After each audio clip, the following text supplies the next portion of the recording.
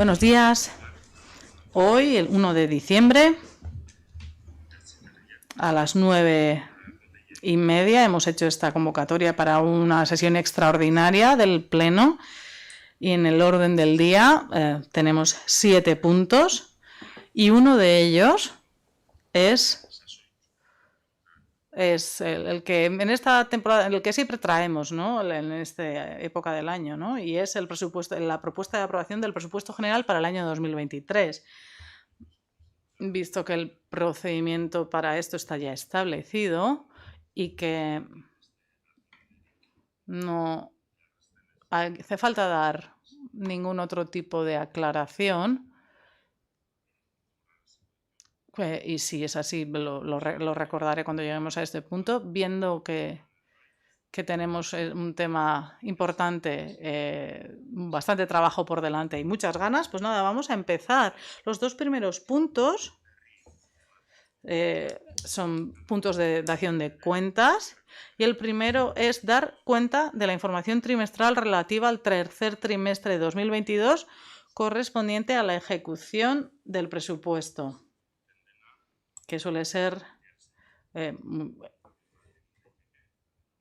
se suele trabajar durante el año, y si alguien, vamos a explicar un poquito este punto, y si después alguien quiere intervenir se le dará la oportunidad. Gracias, Chomin.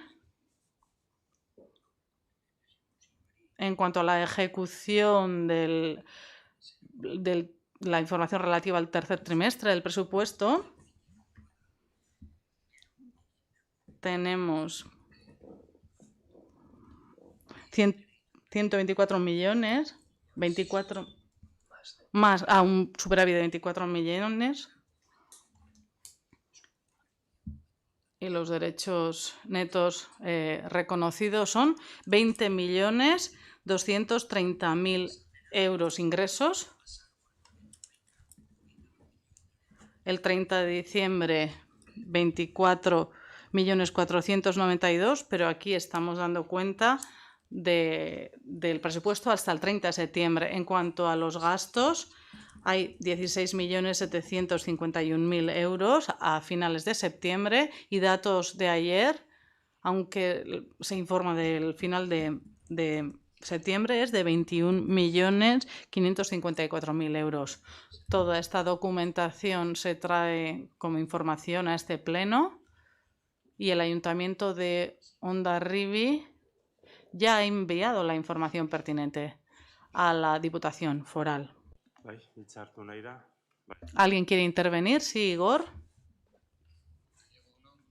Buenos días a todas y a todos, y gracias por cederme la palabra. Es bastante llamativa esta dación de cuentas, ¿no? Sobre todo dando cuenta viendo lo que se informa, ¿no? Porque vamos a hablar del presupuesto general en el tercer punto, y siempre sucede que tenemos un presupuesto alejado de la realidad. Y este es el ejemplo más claro, ¿no?, de cómo este presupuesto está alejado de la realidad, porque, como decía Chisun, el presupuesto inicial para 2022, que se aprobó hace más de un año, era de alrededor de 24,5 millones, y hoy por hoy estamos dando cuenta de un presupuesto superior a 41 millones, es decir, con una subida de 16.800.000 euros, es decir, una subida de alrededor del 60% con respecto al presupuesto inicial, hasta el punto en que estamos ahora. Esto nos da a entender que el presupuesto que aprobamos para 2022 no tenía mucho valor. Y es más, podríamos decir que es preocupante y llama la atención cómo esta ejecución del tercer trimestre, en cuanto al nivel de ejecución, se dice o se mencionan ciertos datos, y y dice que la recaudación hasta finales de septiembre es de alrededor de 20 millones y se han empleado más de 16 millones y medio de euros, como decía Chisun. Y como dice esta documentación, ¿qué quiere decir esto? Que había una previsión de derechos que según se van ejecutando,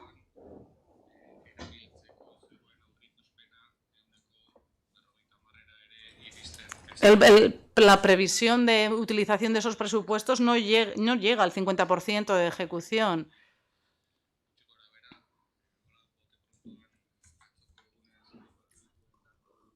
Hablando de los datos de ayer, se han recaudado más de 3 millones de euros de los que se han empleado a finales del tercer trimestre.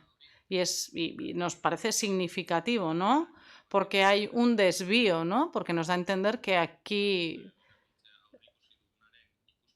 hay un desvío o un desfase entre la previsión de gasto y cómo se van a corregir esos desvíos, ¿no?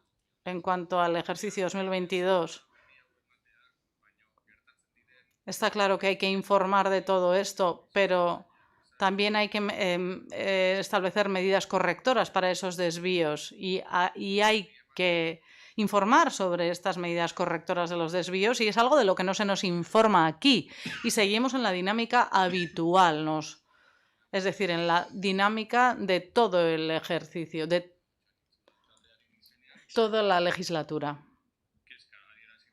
Desde Abotxanitz queremos mostrar nuestra preocupación. Le pedimos al equipo de gobierno que por favor corrija estos desvíos y que aplique las medidas correctoras necesarias. Beste interbentziorik? Ez? Beraz, bigarren puntuari ekingo diogu.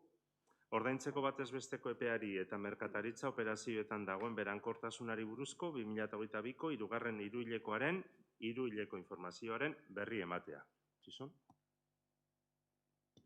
Eskerrik asko Txomin, aipatu bezala 2022ko hirugarren hiruhilekoaren informazioa lortutako ordainketaren bataz besteko epea 11,82 egunekoa izan da alde batetik Hondarribiko udala 4,04, Hondarribia Lantzen 7,57 eta Arma Plaza Fundazioa 30 egun. Bata bestea, ordaintzeko bataz besteko epea 11,82 egun. Eskerrik asko. Bai, hitz hartu nahi da? Ez? Beraz, berri emantzat joko dugu. Eta orain, hirugarren gaiarekin hasiko gera. Eta hirugarren gai hau da 2023ko aurrekontu orokorra onartzeko proposamena. Lehen aipatu dut, prozedurari buruzko zehaztasuna egingo dudala, hain zuzen ere, prozedurari dagokionez, bozeramaile bileran onartu genuelako nola egin aurtengo gai honen lanketa.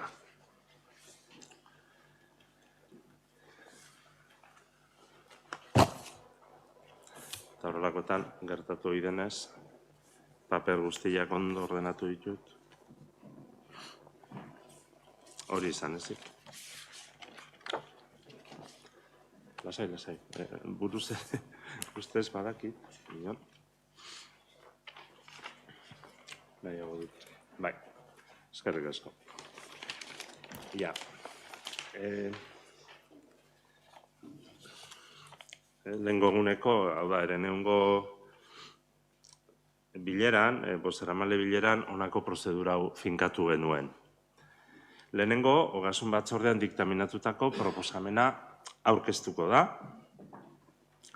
Bigarren, zuzenketa partzialak aurkeztuko dire erregistroan sartutako ordenaren arabera. Hirugarren, zuzenketa partzialak udaltaldek baloratu ingo dituzte, txikitik handira. Laugarren, diktamenean jasota ez dauden zuzenketa partzialak multzoka bozkatuko dire. 5, udal taldeen balorazioa aurrekontu proposamenari buruz, eta 6, aurrekontu proposamena bozkatzea.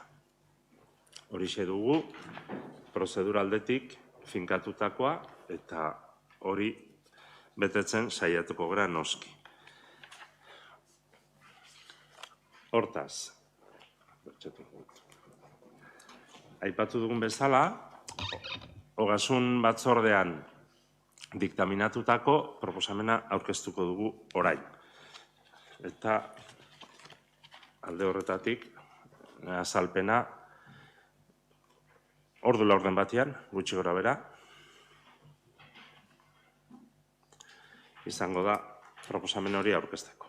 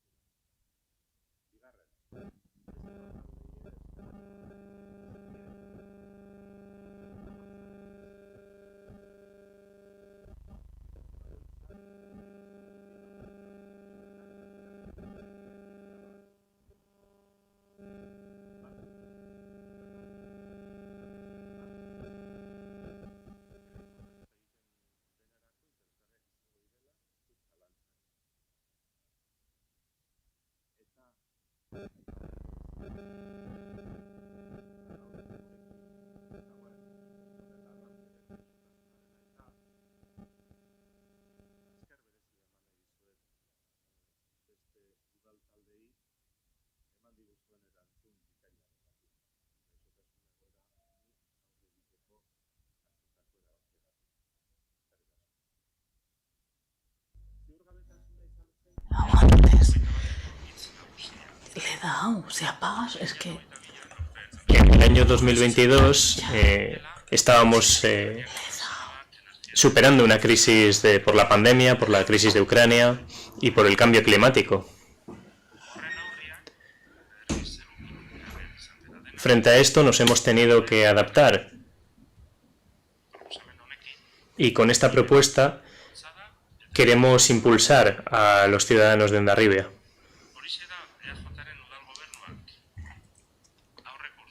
Eso es lo que el gobierno del PNV ha tenido que hacer en los últimos años. Hacer frente a los problemas que surgían. Y para seguir adelante, tal y como mencionamos el año anterior, nos tenemos que renovar fuerzas, tenemos que renovar la economía del pueblo, tenemos que mejorar la vida de los ciudadanos y tenemos que fomentar el desarrollo sostenible de Hondarribia. Ese va a ser nuestro objetivo también para el año 2023. Dar cuenta de la situación y dar respuesta a los problemas que se presenten, especialmente en cuanto al bienestar de los ciudadanos, dar ese impulso que necesitan. Alguien puede tener la tentación de pensar que esto no es así. Tenemos claro que hablamos sobre hoy en día, en las calles, en las casas.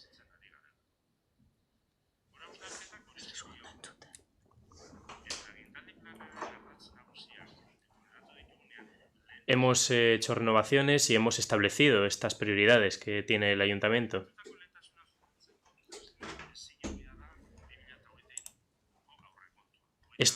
Para lograr esto es indispensable el presupuesto de 2023, que tiene un presupuesto de 25,1 millones. Una de las mayores propuestas que ha habido en el Ayuntamiento de Hondarribia. Alguien le puede preguntar si este presupuesto cumple con todos los requisitos que necesita el Ayuntamiento de Hondarribia. Y la respuesta es que no. No tenemos una varita mágica. Estamos presentando una herramienta real. Por tanto, todos sabemos que con esta herramienta no se pueden solucionar todos los problemas que tiene nuestro municipio. Pero sí que vale para establecer un plan que proponga soluciones para todos los problemas de cara a un año, a 2023. Y también hay otras herramientas complementarias a estos presupuestos. Por ejemplo, cuando se hace la liquidación del año, los cambios de proyecto y las gestiones que se hacen. Esto también se hace en cuenta para la elaboración de los presupuestos. Cuando mencionamos proyectos, para mejorar nuestro punto de vista, también haremos esto. De cara al desarrollo sostenible y a la Agenda 2030, tenemos un plan de acción. Y este es nuestro marco de referencia mayor. Ahora queremos proponer dar un nuevo paso adelante. El presupuesto de 2023 tiene que estar en línea con los objetivos de desarrollo sostenible.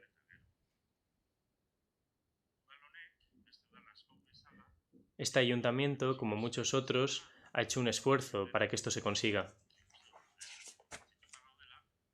Todos estamos convencidos, creo que todos estamos convencidos, de que es necesario para seguir adelante. El gobierno del PNV lo ha tenido todo en cuenta en este sentido y por tanto ha tenido una actitud activa y ha actuado con responsabilidad y así lo seguirá haciendo, con transparencia, con claridad y fomentando el trabajo en equipo.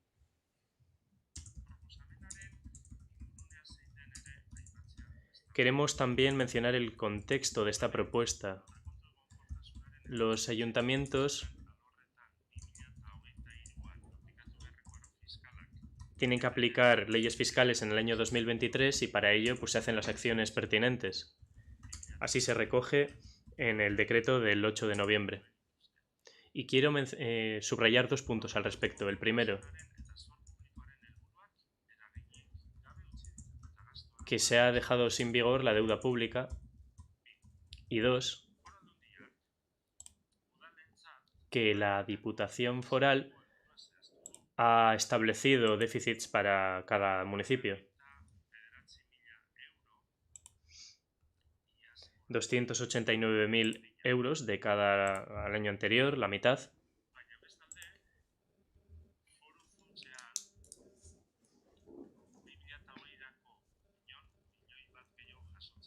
Pero de cara al siguiente año se ha hecho el objetivo de la Fundación Foral de 1 millón más. Es decir, de 13 millones pasamos a casi 14 millones. Por lo tanto, de ahí ha habido una respuesta. En cuanto a la situación financiera del ayuntamiento, hay que decir que es buena. Y eso nos da la posibilidad de recibir inversiones de 2 millones. Y como hemos dicho en otras ocasiones, esto nos dará más meses para hacer inversiones y junto con esto habrá más reacción en la economía local.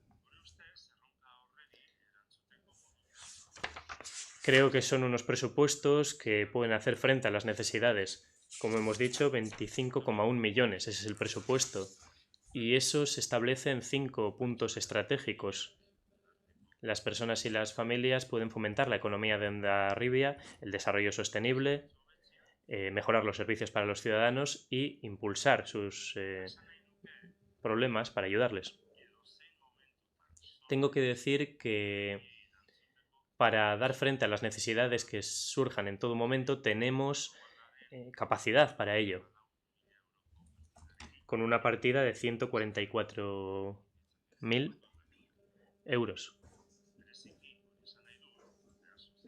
Hay que decir que si surgieran necesidades sociales, se utilizaría esta partida. Esto corresponde al alcalde y se puede hacer de inmediato. He mencionado los 5 puntos estratégicos, pero no he mencionado cómo los hemos repartido en cuanto a cantidad de dinero. Por medio de este presupuesto se presentan proyectos que se detallarán a continuación. Antes he hablado de las personas y las familias. He hablado de 2,9 millones en el presupuesto.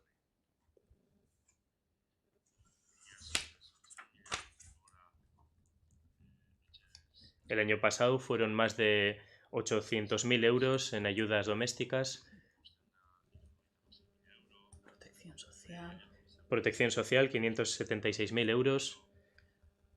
Ayuda de primarias. Ayudas primarias, 513.000 euros. Iniciativas de igualdad, más de 100.000 euros. Y aquí, en este punto, quiero hacer dos anotaciones al respecto. Hemos recibido una partida más pequeña que el año pasado debido a dos razones. La primera, que en los presupuestos del año anterior, tal y como se mencionó en la comisión, no se hicieron los cálculos correctos.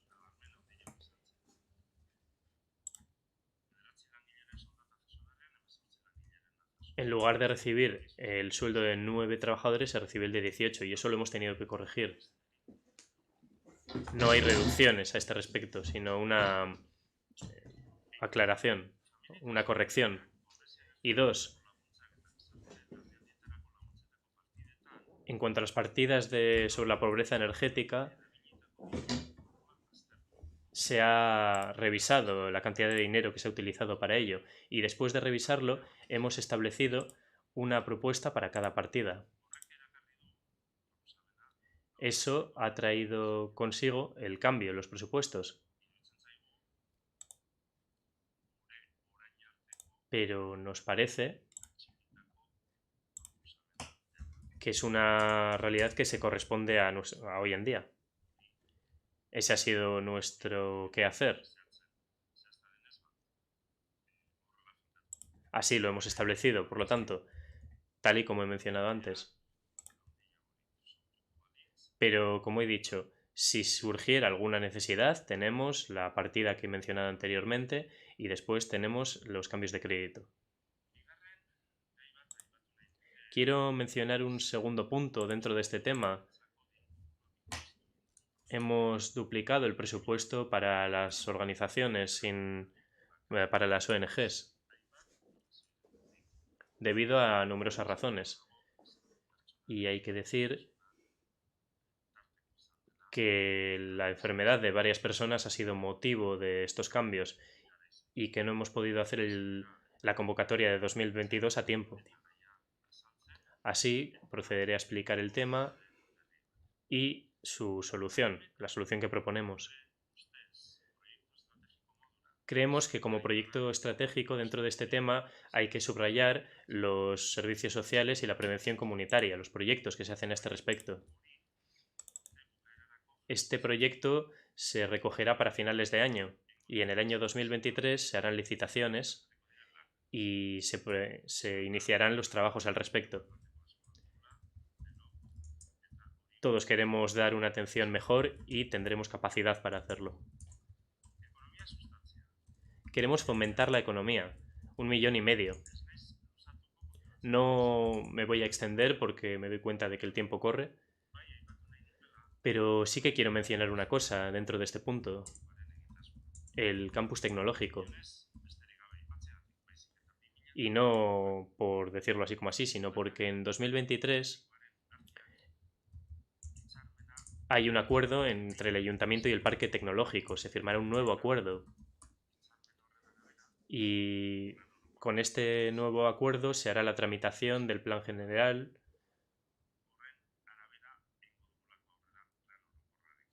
y por medio de este acuerdo se seguirá adelante con este plan para la diversificación de la economía y, por supuesto, para la renovación tecnológica con la reacción que esto va a tener. Por tanto, para 2023 se dará un nuevo paso adelante en cuanto al desarrollo sostenible, 7,6 millones de euros. Esa es la cantidad establecida. Y aquí uno de los proyectos mayores son las 66 viviendas que se comenzarán a construir el próximo año.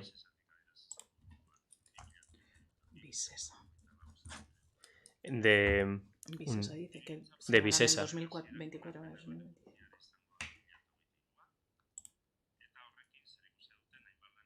y haremos algunas partidas que tengan que ver con estos trabajos y fomentaremos este proyecto. Uno, la revisión de los aparcamientos, y dos, en Mendelu se harán trabajos especiales. Decimos que hay un plan especial, mejor dicho, un plan de rehabilitación si se dan herramientas para que esto sea posible. Hay otros trabajos mencionables, por ejemplo, los del puente de San Nicolás, sabiendo que ha habido que sacar la licitación de nuevo. Se han hecho las adjudicaciones también en barrios, licitaciones que han salido adelante, también en la calle Santiago. En cuanto a la movilidad, se hará el seguimiento de diversos proyectos que ya están en marcha en 2023, por ejemplo, Calescale Hondarribia, para mejorarlo. La siguiente fase será en 2023, esto ya está recogido en la propuesta de presupuestos. También una partida para mejorar las calles. Ya se ha hecho la licitación.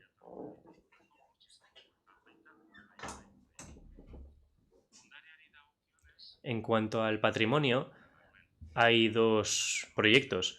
El primero, el del Castillo de San Telmo. Esto ya está recogido en los presupuestos, la primera partida, tras hacer la compra. Y la segunda, la Fortaleza de Guadalupe. El Fuerte de Guadalupe, los fondos europeos. 7,7 millones. Esa es la partida que se propone. Y aquí sí que me gustaría subrayar que en el año 2023 seguirán haciéndose las contrataciones que se han hecho este año. Tendrán un seguimiento.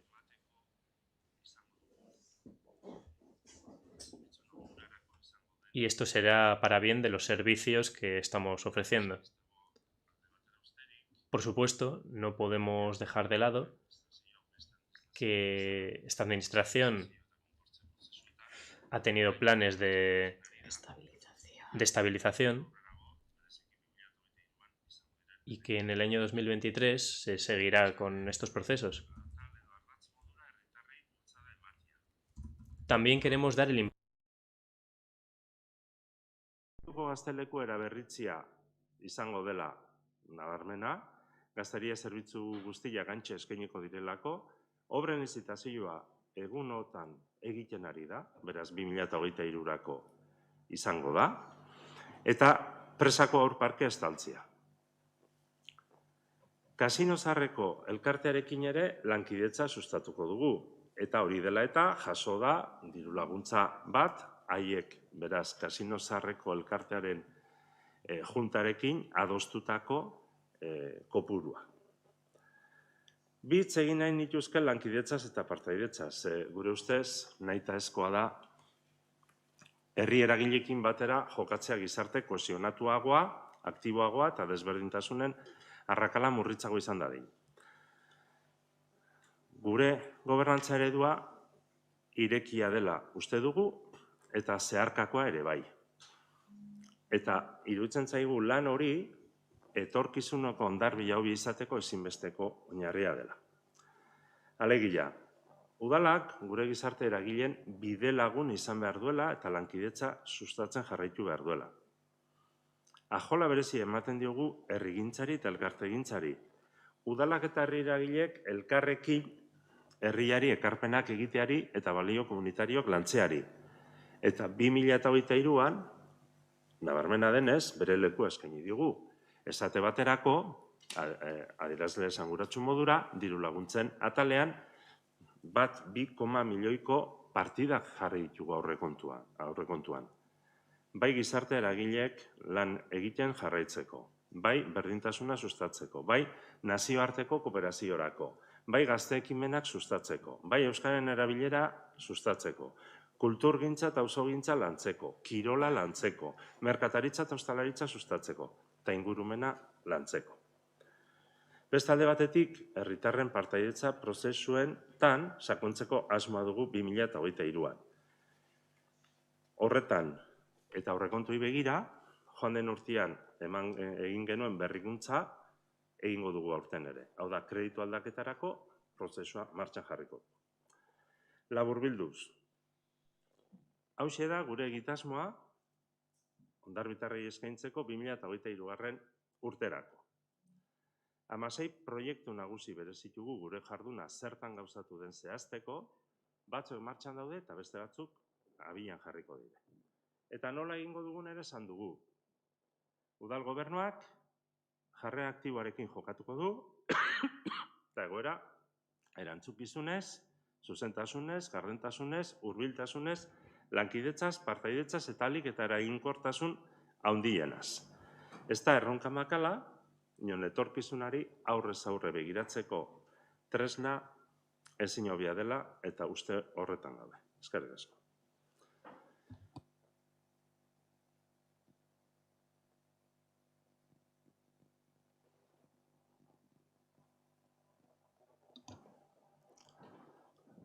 Orduan, bigarren puntu modura, zuzenketa partzialak aurkeztu ingo dire, erregistroan sartutako ordenaren arabera.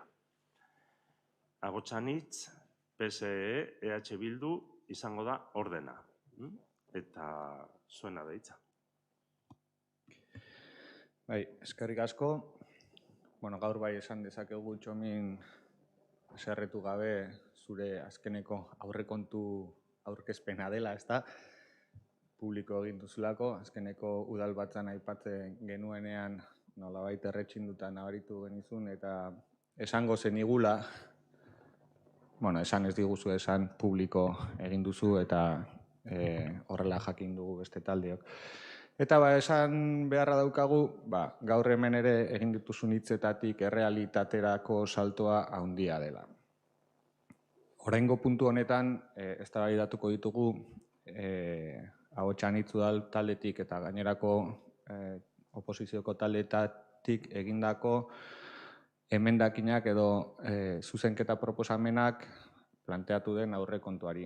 Eta irakurketa txiki bat egin nahi genuke aurretik, izan ere Ahotsanitz udal taldearen irizpide nagusien barnean herritarren parte hartzea, gardentasuna eta herritarren kolektiboen inplikazioa dira udal kudeaketaren oinarriak. Uste dugu ez direla betetzen ari, naiz eta alkate jaunak aipatzen duen behin eta berriz urtetik urtera horiek direla beraien irizpideak ere eta egin dituen ekarpen batzuetatik adibidez estalpea aipatu du herritarren parte hartze programatik aurreko urtean esan zuen aurten egina egotea ezinbestekoa zela eta gaur bertan aipatu du ja datorren urterako izango den ekimen bat izango dela. Gardentasuna aipatu du eta lehen ikusi dugu hiruhileko azterketa horretan edo berri emate horretan ze urrun dagoen errealitatea gauzatzen den mailarekin eta hori herrian ez dago txertatu da, ez dakite, ez dute tresnarik hori jakiteko. Eta horregatik guk baditugunez oinarri horiek aurrekontuetan ere gauzatzeko tresnak ezartzen ditugu.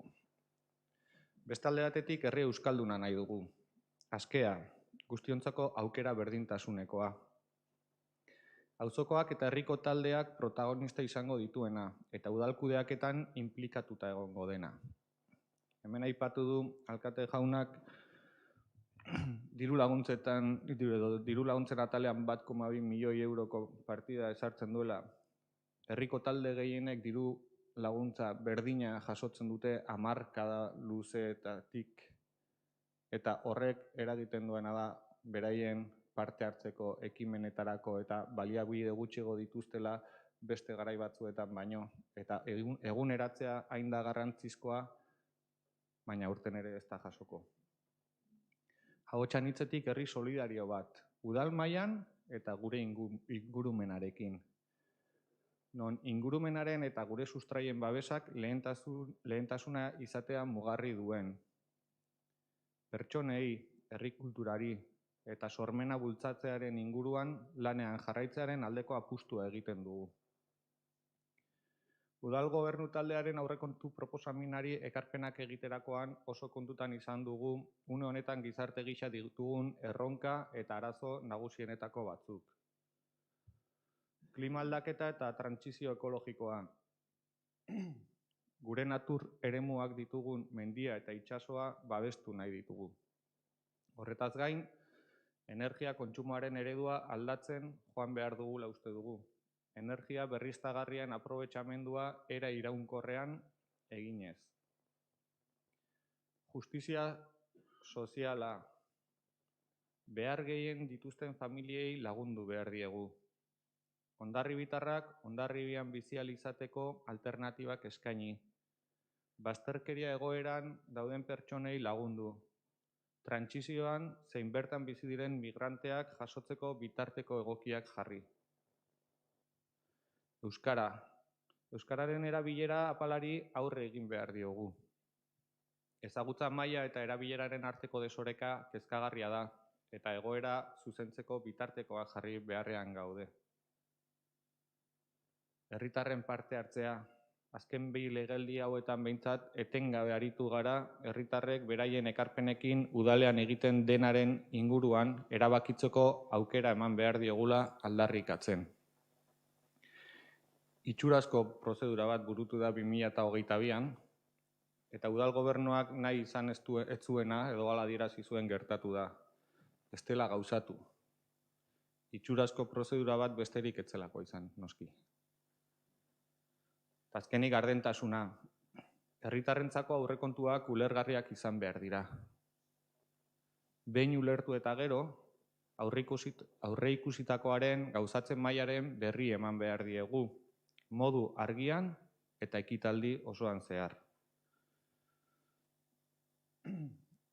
Zerrendatuko ditut, irizpide nagusi hauen arabera, Ahotsanitz udaltaldeak egindako ekarpen zehatzak, proposamen zehatzak baitira egin ditugunak.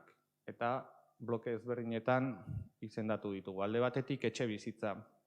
Babes ofizialeko etxe bizitzak egiteko partidak eskatu ditugu. Bai, Damarrin arau subsidieroetan jarrita dagoen bezala etxe bizitza publikoak egiteko 4 milioi euroko partida, baina baita ere ezinbestekoa iruditzen zaigu helduentzako pisuak egiteko proiektu bat egitea. Etxe bizitzak alokatzeko diru laguntzak ere planteatzen ditugu 75.000 eurorekin. Gobernu taldearen proposamenean desagertu egin dira. Eta bestalde batetik etxe bizitzak birgaitzeko ere partida bat proposatu dugu, 800.000 eurokoa. Pertsonak eta elkarteak. Gizarte zerbitzuen aldetik, itun soziala garatzeko teknikaria eta jarduerak behar ditugu. Firmatu genuen itun soziala ez bait gara burutzen ari. Plan estrategikoa, gizarte zerbitzuetako plan estrategikoa burutzea ezinbestekoa ikusten dugu, eta zahartze aktiboa eta kasino zaharraren bultzada egiteko ere beste partida bat proposatu dugu. Berdintasun politika. Saila sortzea beharrezkoa iruditzen zaigu eta horretarako teknikari bat kontratatzea ezinbestekoa deritzogu eta ekarpena zehatza egin dugu eta berdintasun politikak garatzeko, jarduerak burutzeko bai tailerrak eta bai ekintzak beste partida bat. Bestalde batetik kultura sustapena. Mendelun proposatu genuen mural bat egitea, uste dugu emaitza ezin hobea ekarri duela auzotarrentzako eta eredu horri jarraitzeko beste proposamen zehatza egiten dugu. Eta baita kultura hirigunetik, kulturekintzak hirigunetik auzoetara zabaltzeko proposamen bat egiten dugu. Herri guztikoa izan behar du kultura eta. Kirolei dagokionean, Ahotsanitzetik, kalean eta modu librean egiteko kirola sustatzeko lehentasuna dugu, eta horretarako bai Amuteko kirolgunea berritzea proposatzen dugu, partida baten bitartez, Mendeluko kirolguneak ere berrikuntza beharrezkoa dute ezinbestean erabilera egokia egiteko. Zer esanik ez, Hondartzako bizikleta pista egoera kaskarrean dago oso, eta horretarako ere partida bat proposatzen dugu. Eta skate parkean mantenu lanak egiteko beste bat. Jakina da, itxita ere izan dugula hilabete batzuetan zehar, eta eguneratze bat ezinbestekoa duela. Ingurumen politikei dagokionean, proposatzen dugu eraikin publikoetan eguzki plakak jartzeko programa bat egitea. Ez urtebetekoa. Kasu honetan, datorren ekitaldirako 100.000 euroko proposamen bat egiten dugu, baina iraunkorra behar duen programa baten barruan izan behar dula iritzi diogu. Goikoerretako eraikina birgaitzeko proiektu bat egitea ezinbestekoa deritzogu. Urteak itxita daramatza eta egoera gero eta okerragoan dago eraikina bera. Udal eraikin bat dela kontutan izanik, birgaitu beharra daukago eta bizia eman behar dugu. Ibai eta itsasbazterretan hondakinak ez jausteko babes neurriak esarri behar ditugu. Herri askotan ikusten dugu modu positiboan baloratzen ari direla eta gurean ez ditugu garatzen oraindik. Eta behin baina goietan aldarrikatu dugun ere, Hondarribian udal basozain baten beharra ere badugunez, partida konkretu bat proposatzen dugu aurrekontu hauetan ezartzea. Mugikortasun politikoi dagokionean, oinezkoentzako bidasoa ibilbideko espaloiaren birgaitzea proposatzen dugu, edo egokitzapena. Bizikleten ikuspegitik bai bidegorri sarea osatzea, ezinbestekoa dela iruditzen zaigu, urte luzetan ere gauza bera aldarrikatzen ari gara eta gauzatzen estenaren sentsazioa dugu. Eta beste alde batetik, bizikletentzako aparkaleku estali bat edo bi jartzea proposatzen dugu, 50.000 euroko partida bat ezarriz. Garraio publikoari dagokionean zer esanik ez, hiri barneko autobus zerbitzua ezartzearen beharra, eta hori ekonomikoki baloratu behar da, eta aurrekontuan sartu behar da. Eta ibilgailuei dagokionez, hiri barneko lurrazpiko aparkaleku proiektua aldarrikatu dugu behin baino gehiagotan. Hirian zehar kale-eskale programarekin galdutako aparkalekuak berreskuratzeko proiektu bat ere egin behar dugu. Disuasiorako aparkaleku proiektu bat ere aspaldian aldarrikatzen ari gara. Eta, zer esanik ez, autokarabanentzako aparkaleku eta zerbitzugunea proposatu genuen aurreko legealdian udalbatza honek hau batez onartu zuena, eta oraindik gauzatu ez dena, horrek ere partida ekonomikoa beharrezkoa du, nahita nahi ez. Ekipamenduei dagokienez, auzoak, arrantzale auzoa birgaitzea burutzea ekonomikoki baloratu eta partida sartu behar da, ezinbestean, egin nahi bada, gure ekarpena proposatu genitunean gero ondoren ikusi dugu publiko egin dela hori nolabait berritzen hasteko urratsa edo, baina ez dago ekonomikoki partidarik hori gauzatzeko, guk proposatzen dugu partida hori sartzea. Alde zaharrean, parke berri baten irekiera pertsonak aisialdian egoteko parkeak behar dituztelako. Pasaia kalea birgaitzeko proiektua ere ezinbestean ekonomikoki baloratu behar da eta aurrekontuan sartu behar da. Arkoia auzoko saneamendu sistema orokorrean txertatzeko aurrekontua ere beharrezkoa da eta hori proposatu dugu. Komun publikoak aipatu zaigu sinatuta dagoela edo nolabait, ez ditugu hainbeste denboran zehar aldarrikatzen ditugun komun publikoak kalean ikusten, ez dakit 2022 urtean ikusiko ditugun, duda egiten dut. Argiteriari dagokionean, Arkoia auzoan argiteria edatzea beharrezkoa dela uste dugu, horretarako partida bat sartu dugu, eta aspaldi ere hizketagai izan dugun wifi sare publikoa herrian zehar edatzeko beste partida bat proposatu dugu.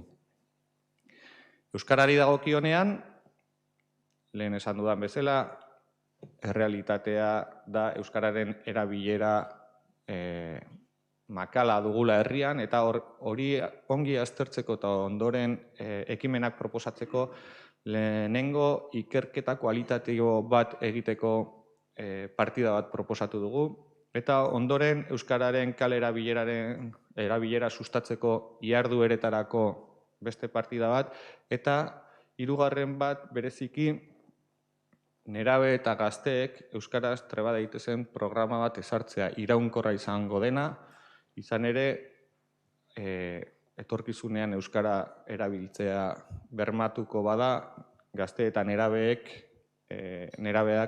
bultzatu behar ditugu gaurdanik, hizkuntza natural bezala euskarazko jarduera egitea.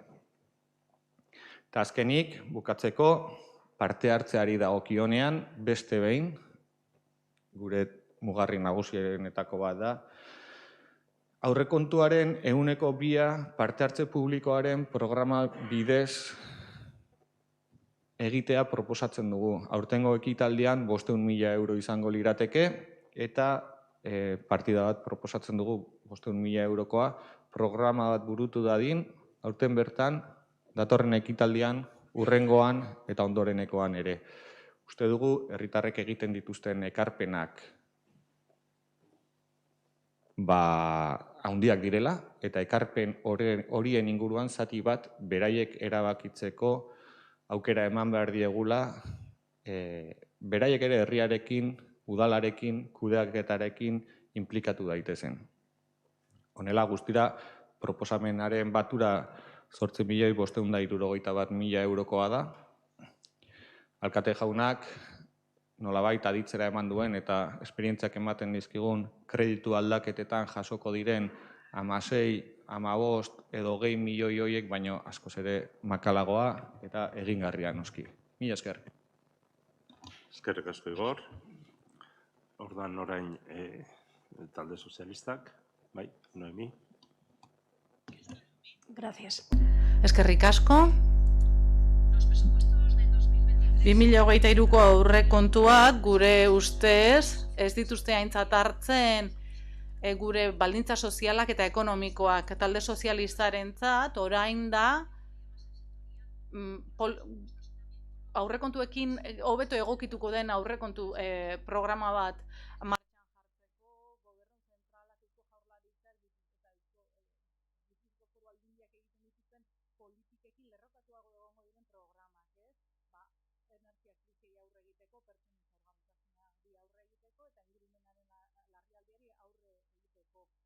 Helburua litzateke arintzea krisiak herritarrengan duen eragina eta horretarako eskura ditugun tresnak erabiltzea. Horregatik, talde sozialistak hainbat neurri proposatzen ditu. Gutxira 232 neurri jaso ditugu gure 2020-2030 hezkuntza planean. Aurrekontu zirriborroa, gobernu taldea eta aurkezturiko aurrekontu zirriborroa zabaltzen du. Gure proposamen guztien helburua da ondarribia jasangarriago egitea eta atseginago lan egiteko.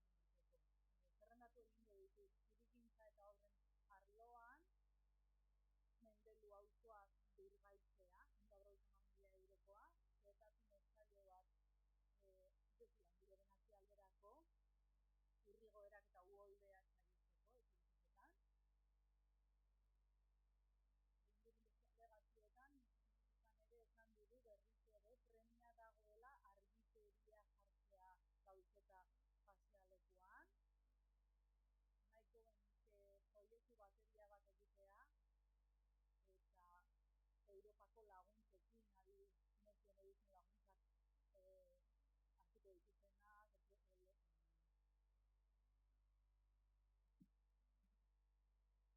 hartuko dituzenak, txakurrentzako parke bat proposatzen dugu, behin eta berriz eskatu dugu, ze nahiko merkeal izateke, eta txakurjabeentzat ere ona, baina baita ere beste herritarrentzat. Barandilla berri bat Santengrazi errekan, sanatoriaren parean, Santengrazirako plan berezi bat baratutan eta ingura filtratu, koluntzio egokikoak jartzen gehiagotan, eskatu genuen lehenago ere, orain parke bat jarri da, bigarren bat, eta baita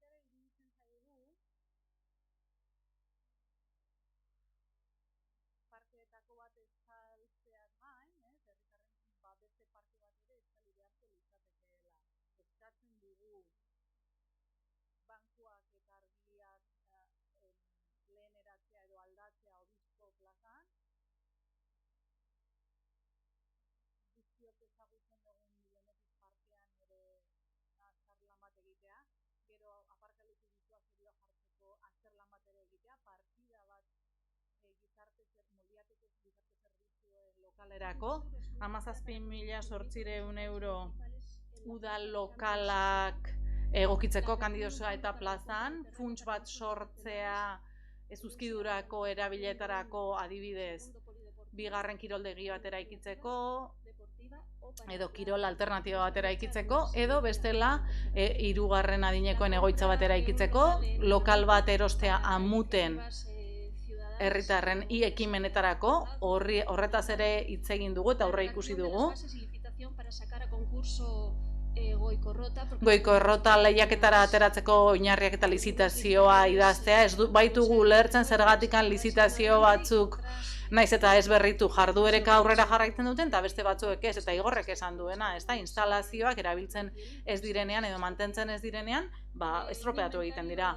Inventario bat egitea baita ere udal ondareari buruz, lurzoruei eta eraikinei buruz, mugikortasun arloan aparkatzeko gunen alternatibak izateko azterlan bat egitea, Zezen plazan, Donostia plazan, martxan jartzea baita ere mesedez hiri barruko autobus zerbitzua, turisten erabilerako parkin bat, igogailua jartzeko laguntzak etxebizitza partikularretan, Maialen karrikan igogailu bat jartzeko azterlan bat ere, ze bizilagun asko ari dira horri buruz hitz egiten, ze eskaileren bigarren faseak askotan matxuratzen da, estropeatzen da, eta orduan eskatzen dute bigarren fasean igogailu bat jartzeko aukera aztertzea, inkesta bat baita ere topoa Hondarribiraino iristeko aukera aztertzeko, partida bat Solbesen igogailu bat jartzeko Marinaren eta Aldezarren arteko kota aldea gainditzeko, lurzoru publikoa eskaintzeko erosketa partida bat, enplegua sustatzeko partida bat, etxebizitzaren nahi dugu moleateko udal jabetzako terrenoan alokairuko etxebizitza publikoak egiteko aukera aztertzea, beste partida bat Marrikrako, partidak etxebizitza alokairurako, 1.000 euro jarri ditugu ere bai. Etxebizitza birgaitzeko partidak, Tudelenean lurzoru erosteko partida, alokairoak alokabideekin mantentzeko plan bat, etxebizitza, larrialdi sozialeko etxebizitza bat erosteko partida bat, 120.000 euro. Ez iruditzen zaigu gizarte larrialdiko etxebizitza hauek erabili egiten direla. Gizarte laguntzen partidan 200.000 euro jarri ditugu gizarte larrialdiko laguntzetarako, energia laguntzan eskatzen dugu mesedez araudiari egokitzea eta egongo egoerari egokitzea, laguntzak baita ere aurrekontuen gaineko 50.000 euro gehiagoko laguntza eskatzen dugu. Eskatzen dugu berriz ere laguntzak egon daitezela eskola materiala erosteko ikasturte hasieran. Eskatzen ditugu baita ere partidak udal bulego bat jartzeko kontsumitzailearen laguntzarako eta herritarren laguntzarako administrazio izapideak egiteko, herritar bezala egin behar ditugun izapide guztiak egiten laguntzeko, askotan ez baitakigu nola egin. Eskatzen ditugu hainbat partida artxiboak digitalizatzeko eta dokumentazioa digitalizatzeko, beste leku batzuetan daudenak Hondarribira ekarri ahal izateko, beste hainbat partida energia eraginkortasuna hobetzeko, etxebizitza partikularretan aldaketak egiteko, adibidez karpinteria metalekoak aldatzeko, galdarak aldatzeko, renove planaren barruan, 150.000 euroko beste partida bat irisgarritasun azterlanak egiteko eta Europako laguntzak igogailu publikoak jartzeko, baita ere energia komunitateak sortzeko, adibidez partikularren aholkularitzarako eta laguntzarako, hosteleritza eta merkataritza arloan eskatzen ditugu 150.000 euro ekintzaileen laguntzerako, bat tiket bairako eta bestea bono dendarako, eta beste atal batean 30.000 euro materiala erosteko klub nautikorako, beste partida bat eskatu dugu eta onartu digute eta gainera zenbateko areagotu digute zaintza sistema bat jartzeko Arrantzale auzoan, eta baita ere Errameriko jauregirako ere beste partida bat, gero seinaleztapen, piktograma seinaleztapen programa bat, zerbitzu publikoetarako, udal bulegoetarako, autismoa duten, edo espektro autistako beste nahasmendua dituzten pertsonentzat. Apirilean zehar beste proposamen batzuk egingo ditugu kredituen aldaketarako. Gracias, Noemi, mila esker. Orain Bilduk izango du hitza. Bai, eskerrik asko, Txomin. Egun da abenduaren lehena, 2008koa, gauza txikien erresumatik, partitu da maixua. Horrela edo, asko zobeto kantatzen zion Ruperrek Mikel Laboari, 14 bat urte edo joan dela, eta, aprobetxatu nahi genuen bintzat. Eguna bera gogoratzeko. Eta, kontsolazio bezala edo hartuko dugu proiektatu dela behintzat edo onartzera ekarriko dela behintzat Euskaran egin dugun proposamena, beraz, basandako kontsolazio horrekin geratuko gara. Irakurketa orokorra eginda, guk 1.000.000 euroko edo aldaketak proposatzen ditugu, gehienak zuzenketa partzialen bitartez. Orduan, landu duguna justifikatuta dago, alegia, ia erdia edo egin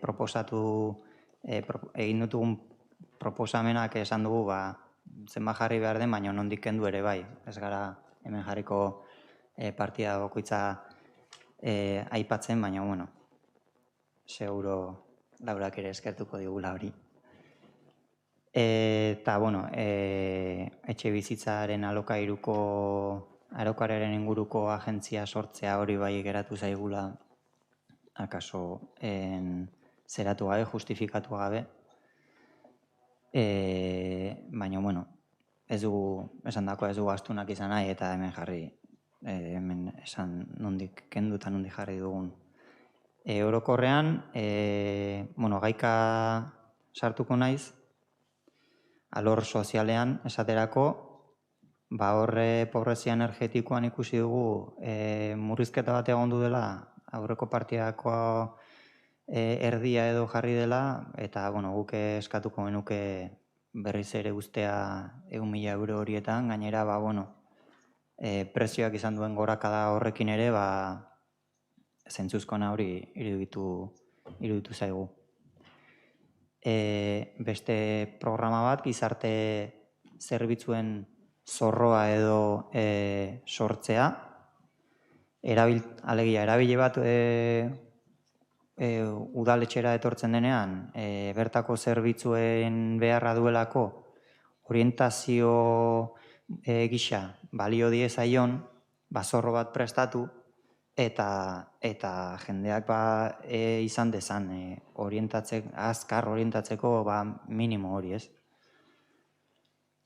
Baita ere aipatu dugun etxe bizitzaren alokairuko agentzia bat sortzea, eta horre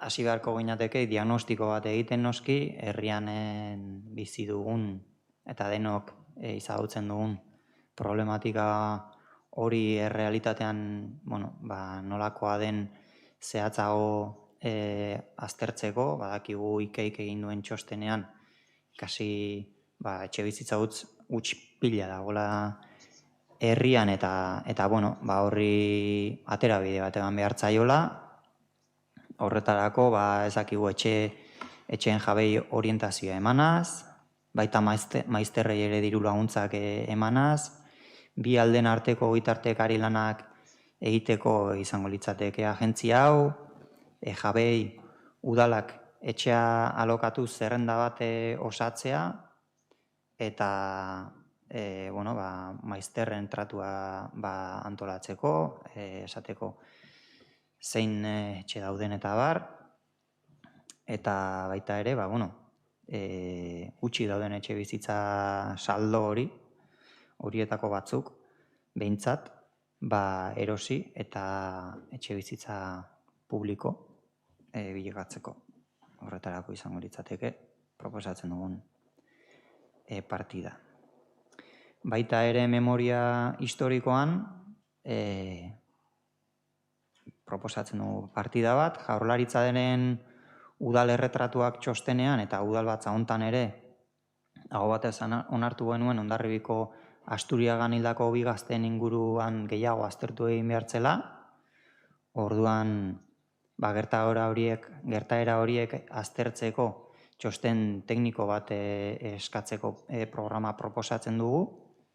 Egon gara jendearekin hizketan eta hor giza eskubideen katedra edo Arantzadik berak ere badu esperientzia horrelako txostenak egiten, eta uste dugu izango litzatekeela familiaren erreparaziorako lehenengo pausu garrantzitsua izan daitekena.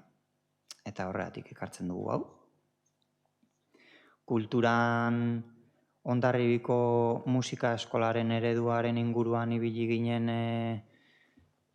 legealdi hasieran lanean, eta uste dugu hasitako lana taxutzeko baita beste programa bat proposatu eta aurrera eramateko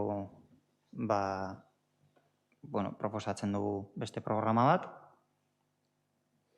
Euskararen alorrean Bidasoaldeko hitzari eta tokiko komunikabidei berariazko diru laguntza sortzeko programa bat proposatzen dugu, eta baita ere herri urratsi esleitzen zaizkion diru kopurutik gorago 2.000 euroko diru laguntza emendatzea.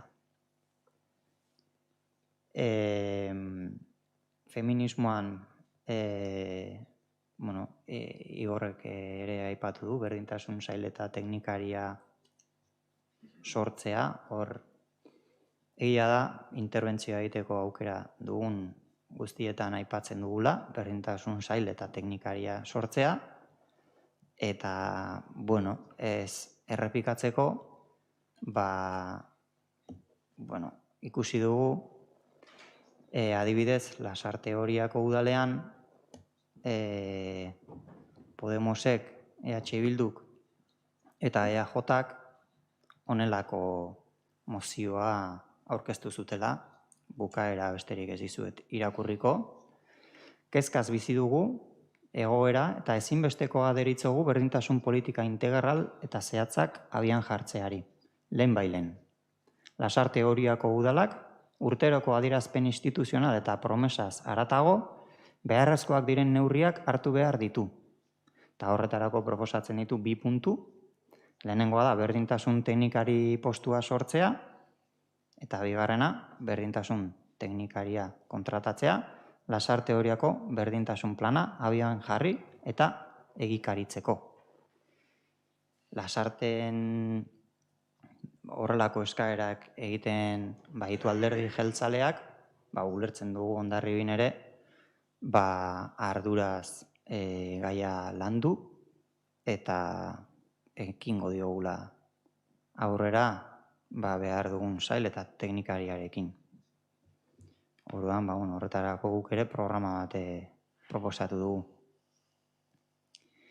Eta, bukatzeko, eta esan bezala feminismoaren alorrean, mimo bereziz landu dugun programa bat, 2023ko alardea antolatzeko.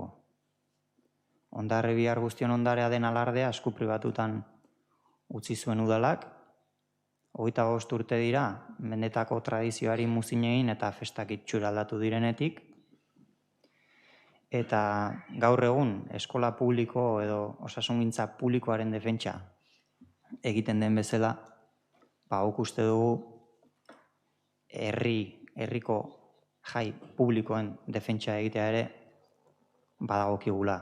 Orduan, Hondarribiko EH Bildu 2023ko alarde publikoa antolatzeko programa bat proposatu du. hau izango da, 2023ko alarde publikoa antolatzeko lehenengo pausua, alegia programa bat edukitzea, eta ondoren ere etorriko dira beste zenbait proposamen gure partetik. Horrekin bukatzen dugu, eskerrik asko. Eskerrik asko, Xabier. Eta gainera eguna gogorarazteagatik eta horren egoki gogorarazteagatik. Bueno, aurkeztutako zuzenketa partzialen aurkezpena egin dugu, eta orduan orain, 3. atala izango dugu, udal taldeen balorazioa egitea aurkeztutako zuzenketa partzial hori buruz. Eta ordena izango da EH Bildu, PSE, Agotxanitz, EAJ. Beraz, orain, zuena da hitza, berriz. Bai, eskerrik asko, Txomin. Hemen, orokorrean, negoziaketa zaigu gehi gustatu planteatu den eredua edo, baina, Euskararen programaren emendatzea onartu zaigulakoan, bai egin nahiko genuke hausnarketa bat, eta hortan zentratuko naiz ez ibiltzearen hemen orokorkerietan.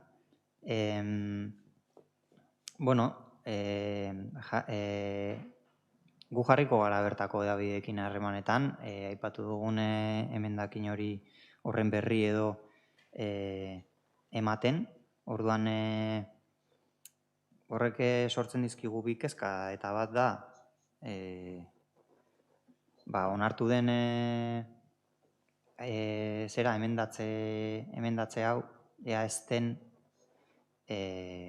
kreditu aldaketan murriztu edo kenduko gu saiatuko gara, esan bezala, edabideekin harremanetan jartzen eta egin dezatela programa hau nola aberastu egin dezatela programa horren erabilera, eta, beste urtetan ere saiatu dira erabilera egiten ez dute lortu, baina, espero dugu aurten behintzat, gobernuaren partetik konpromezu hori hartu eta aurrera eramatea.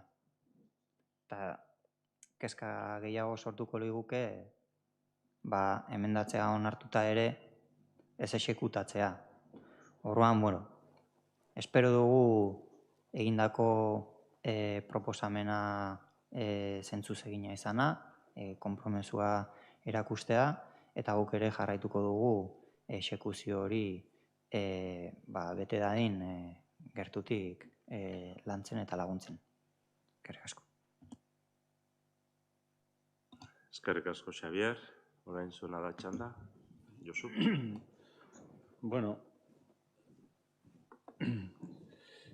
Baloratzea da, enmienda partzialaren baloratzea, ez? Denon. Hasiko naiz, betikan gora. Nik uste dut, en lo que respecta a la valoración del grupo... EH Bilduren balorazioari dagokionez, gure ustez interesgarriak dira. Eta nolabait planteatzen dena positiboa da. Ezin dugu beste zerbait esan, nire ustez, gai hau, errealitate ikusteko modu bat da, EH Bildu kale ikusten du, eta niri iruditzen zait, planteatzen diren partide batzuk berriztagarriak direla, nahiko positiboak, interesgarriak, baina badago bat egiten ez dugun bat. Partida horien barruan, zer agertzen da? Alarde publikoarena, eta diru laguntza publikoa. Honetan, ez gara gai honetan sartuko, baina edozein kasutan, udaletxe honetan bilera bat dago, gauza hauek tratatzeko, eta, bitartekaritza bat dago, talde baten artean, eta zentzu honetan ari da lanean. Eta nik nolabait, esan nahi dut, espero dudala, eta nire desioa dela, batzar hauek eta honetan lan egiten duten pertsona hauek dagokien lana egitea materia hau gauzatzeko guk ulertzen dugun markoan edo testu inguruan. EH Bilduren proposamena kasu honetan baiezko botoa da. Kasu honetan abstentzioa emango dugu. Zergatik, orokorrean positiboa iruditzen zaigulako, baina gai konkretu honetan uste dugulako lan egin behar dela. Nik sentitzen dut. Gustatuko litzaidak baiezko botoa ematea proposamenari. Nire ustez oso interesgarria delako, baina abstentzioa eman behar dugu. Ahotsan itxi dagokionez, uste dut euren iritzia edo planteatzen dutena ulergarria dela. Urteetan nolabait galdera berdinak planteatu dira edo gai berdinak planteatu dira testu inguru konkretuetan, baina orokorrean positiboa iruditzen zaigu. Nik uste dut hau dela kontua. Eta gero EAJaren iritzari dagokionez, amaierarako utziko dugu, han balorazio egingo dugu. 5. puntuan balorazio egingo da, eta puntu horretari iristen garenean, balorazioa egingo dugu globaltasunari dagokionez. Beraz, hori da guk planteatu nahi duguna.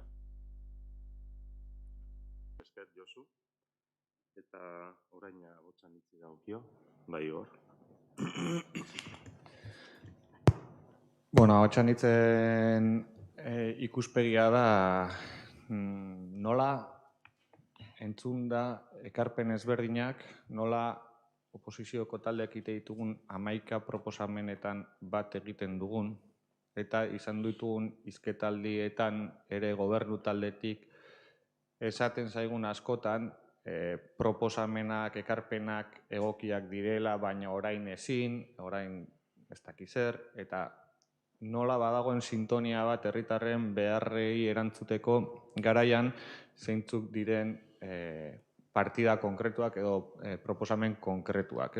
Hori da falta zaiona neurri nagusi batean planteatu den aurrekontu proposamenari, eta aipatu nahi genuke hori talde guztien artean badagoela sintonia bat, ikusten ditugula gauza asko partekatzen direnak, detaile konkretuetan sartu gabe, baino nola konpartitzen diren gauza asko eta gero gauzatzen ez diren. Egin diren ekarpen guzti hauek, Xabik aipatu du negoziazioa ez dutela gustuko izan, gure irakurketa da ez dela negoziazio bat izan. Elkarrizketa bat izan da, eta ausartuko nitzateke esatera gure proposamenak modu inposatu batean txertatu direla aurrekontuan. Izan ere, gu galdetzen dugun lehenengo gauza beti elkartzen garenean da, zein partida edo zein kopuru dago negoziaziorako. Eta aldiz, egin zaiguna da, guk ekarpenak egin, eta gobernu taldetik esan, hau eta hau jasotzen ditugu. Hori ez da negoziazio bat. Guk negoziazio bat eskatzen dugu, eta negoziazio bat da, dauden partiden aurrean, lehentasunak ere markatzerako garaian guk eduki behar dugu gure proposamenen artean lehentasunak ezartzeko aukera. Edo horrela egingo genuke behintzat guk. Bukatzeko hausnarketa txiki bat, oposizioko taldeek egin dugu aurrekontua hobetzeko egin ditugun ekarpenen zerrendaketa bat, eta alderdi jeltzaleak ere egin duela esan behar dugu, aldaketak proposatu zituen ogasun batzordean izandako bileran, eta berezia da, edo kuriosoa egiten zaigu nola EAJaren proposamenek kopuruan hirukoiztu egiten duten beste taldeen proposamenak jasotzeko EAJak egindako proposamena. Hau da, guk aurkezten ditugu 40, 60 edo X proposamen, eta EAJak erabakitzen du gure kopurua izatea 50.000, 40.000 eta 30.000koa, eta ze proposamen jasotzen dituen, eta berak egiten dituen aldaketak 150.000 euroko aldaketa jasotzen duten. Ez da oso txukuna, eta esan beharrean aurkitzen gara hemen.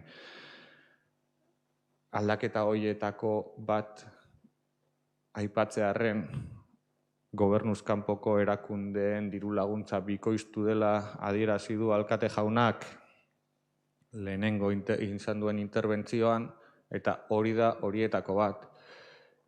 Ahaztu egin zaizuelako herrialde garapenean dauden herrialdeen diru laguntzak konbokatzea 2022 ekitaldian. Eta ez da lehenengo aldia. Bai, ahaztu zaizue. Eta ez da lehenengo aldia. Ez da lehenengo aldia, gainera. Bigarren aldia da. Hori horrela esan da, guk bat egiten dugu orokorrean aurkeztu diren ekarpen proposamenekin, eta alde bozkatuko dugu.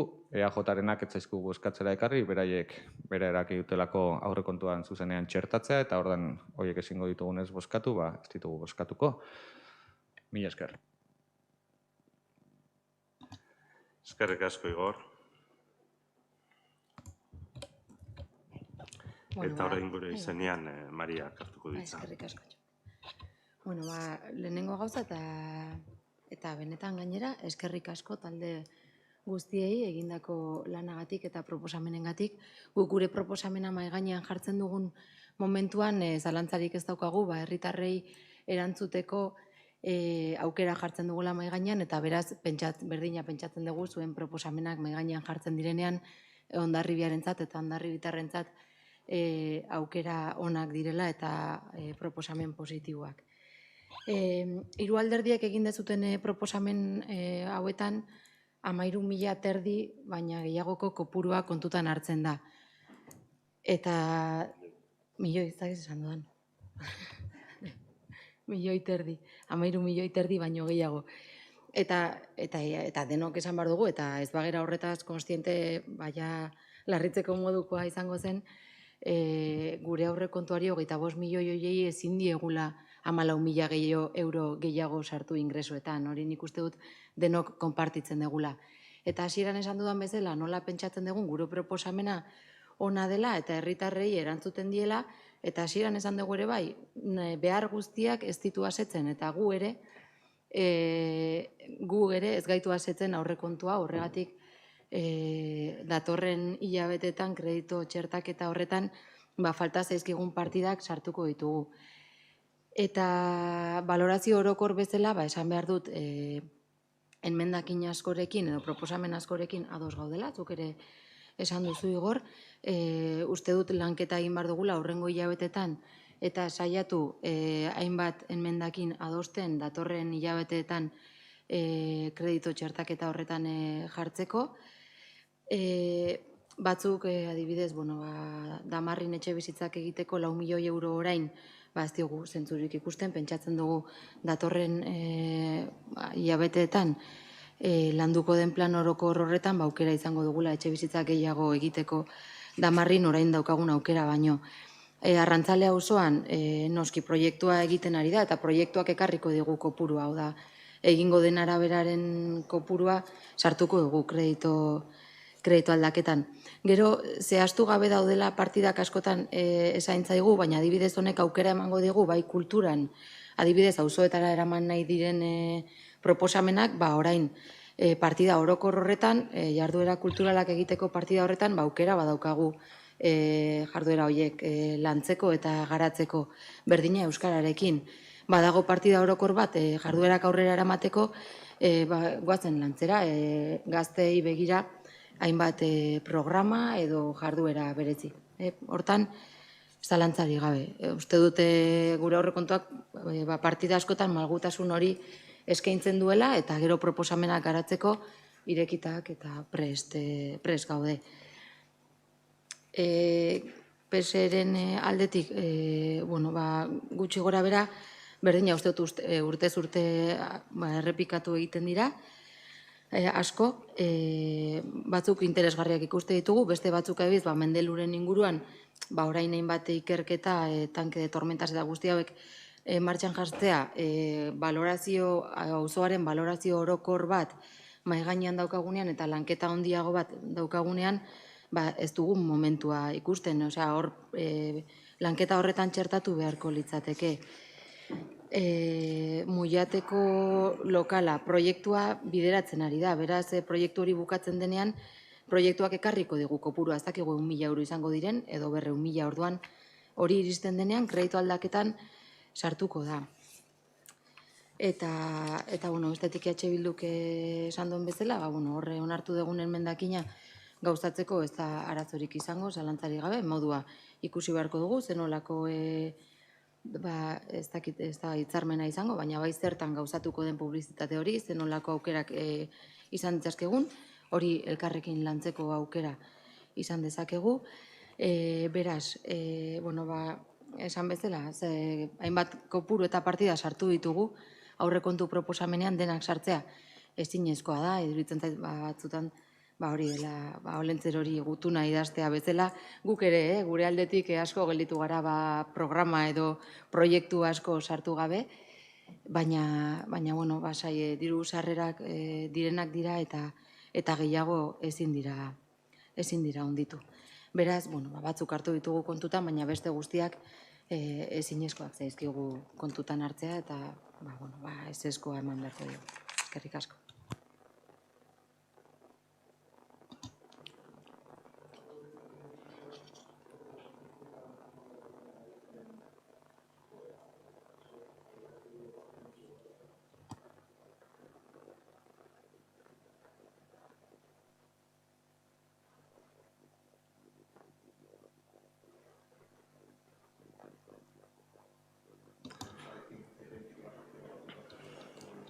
Bale, iruditzen zaizue?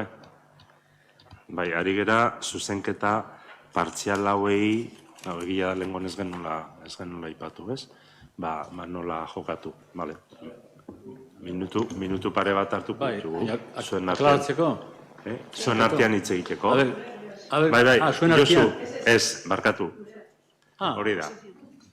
Bai, orduan, ondo irutzen bali mazaizuen, minutu pare bateko eten egingo dugu, zuek horretaz baliatu hori argitzeko eta esango diguzue. Bale?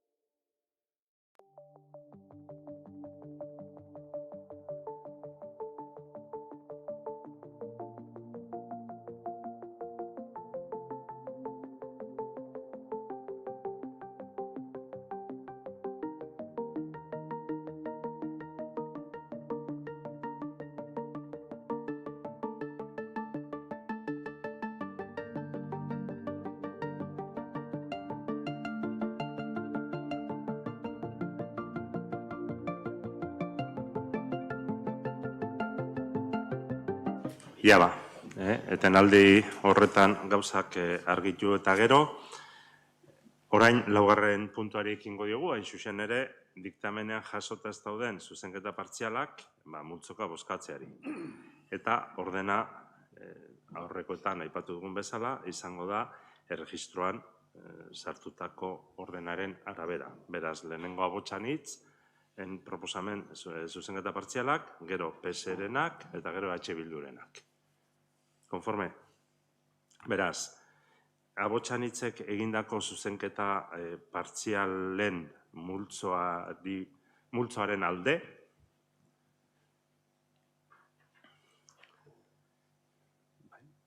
kontra,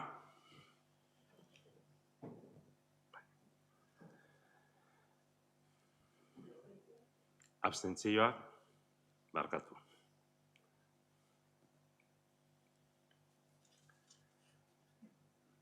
Bigarren, PSek egindako zuzenketa partzialen multzoaren alde,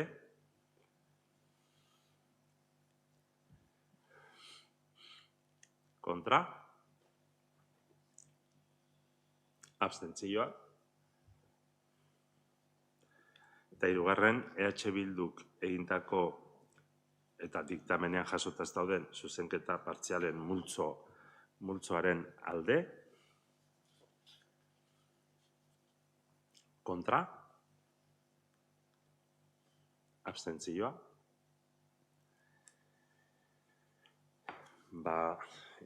Norbaitek hemen, ez dagoen norbaitek YouTube bidez ikusiko balu, pixka bat azalpen hori, hasieran egin dugun azalpena merezi duela uste du.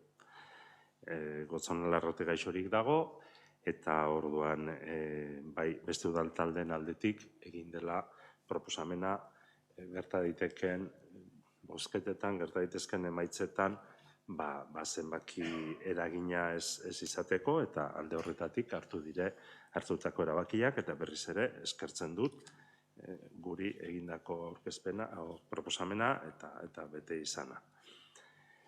Orain, bosgarren puntu modura, udal taldek balorazio egingo dute aurrekontu proposamenari buruz.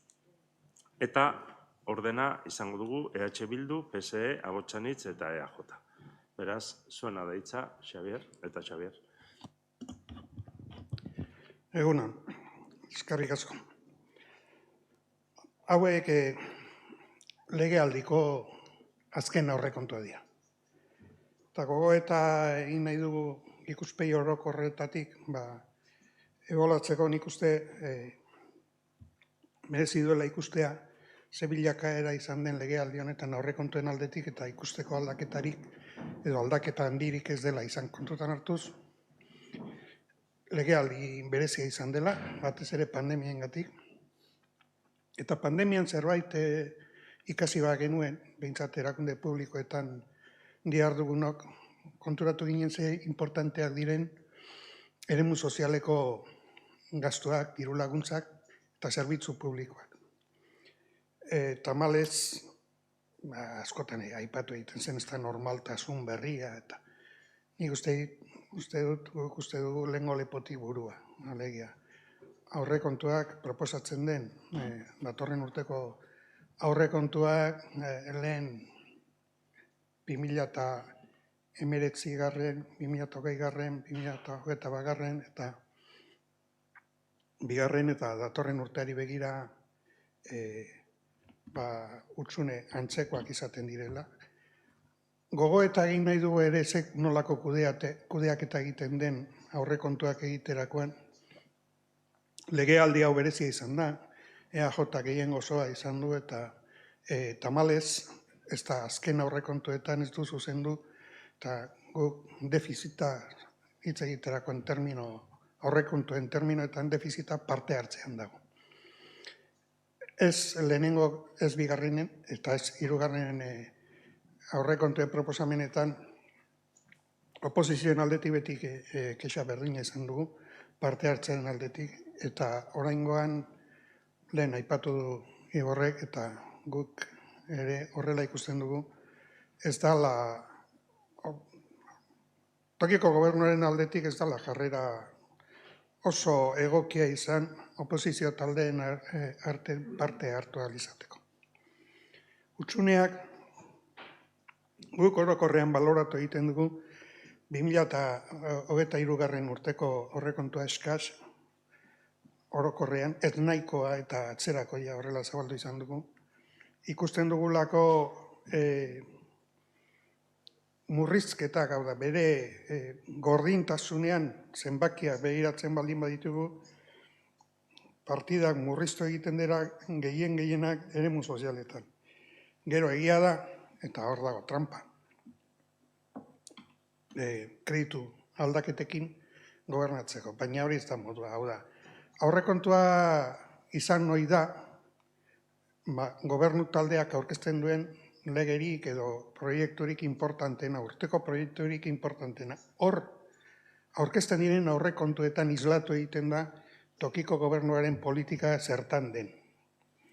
Eta hortan guk uste dugu ezaugarritu egiten duena, eta tamalez guretzat, da garrantzi handiagoa ematen zaiola eremu ekonomikoko programei, eremu sozialeko, kulturaleko edo zerbitzu publikoetako programei baino. Hori zenbakietan horrela gertatzen. Gero esan daiteke, eta esango da, aitzakin modua gure ustez justifikatzeko adibide bat jarriko dugu bakarrik, San Nikolaseko zubia. Ez dakit zenbagarren ni kontrolatuta, 3. Aldiz, legealdi honetan, atzeratu eta ejekutatu gabe geratzen dela. Hori da errealitatea. Guk egiten dugun balorazioa aurrekontuarena ezin liteke nahi izango bagenu ere positiboa izateko ikusten dugu adibidez hazkuntza 4% eskasa dela, beraz sarreretan ez da iristen gaur egun dagoen inflazio maila betetzera. Horrek esan nahi du, horrezagatik esaten dugu atzerakoia direla, hau da, sarreretan ez da aurre ikusten inflazioak eragingo duen zuloa betetzeko beste, eta zein kasutan horrek zeinen kalte izango da, guk aztertutakoa eta kualitatiboki ikusita eremu sozialeko programetan. Horri izango da. Egia da, gero tokiko gobernuak aukera izango duela kreditu aldaketak egiteko, eta baina nola hori tokiko gobernuaren eskumena den, guk, hau, balorazioa egiterakoan, beste erremediorik ez daukagu, esateko, eskez. Ez gaitu azebetetzen, baina ez dugu uste Hondarribiko hiriak honelako aurrekontuak merezi dituenik.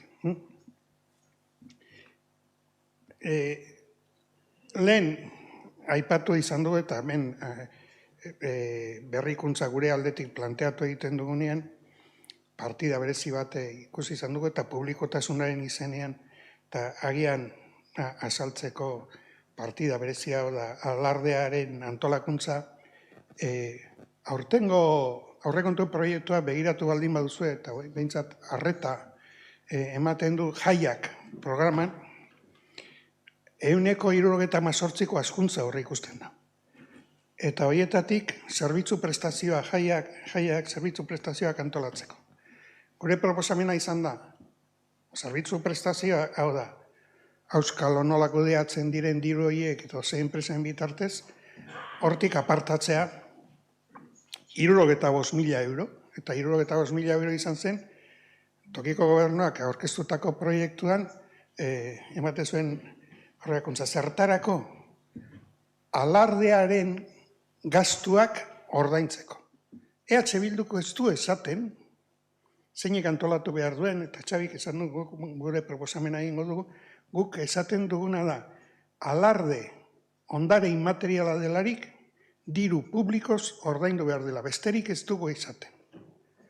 Eta iruditzen zaigu, 1987 urtez geroztik, Hondarribiko udalak kendu egindu bere aurrekontuetik ondare inmaterial hori ordaintzeko gastu partida bat. Iruditzen zaigu garaia dela hori islatzeko aurrekontuetan.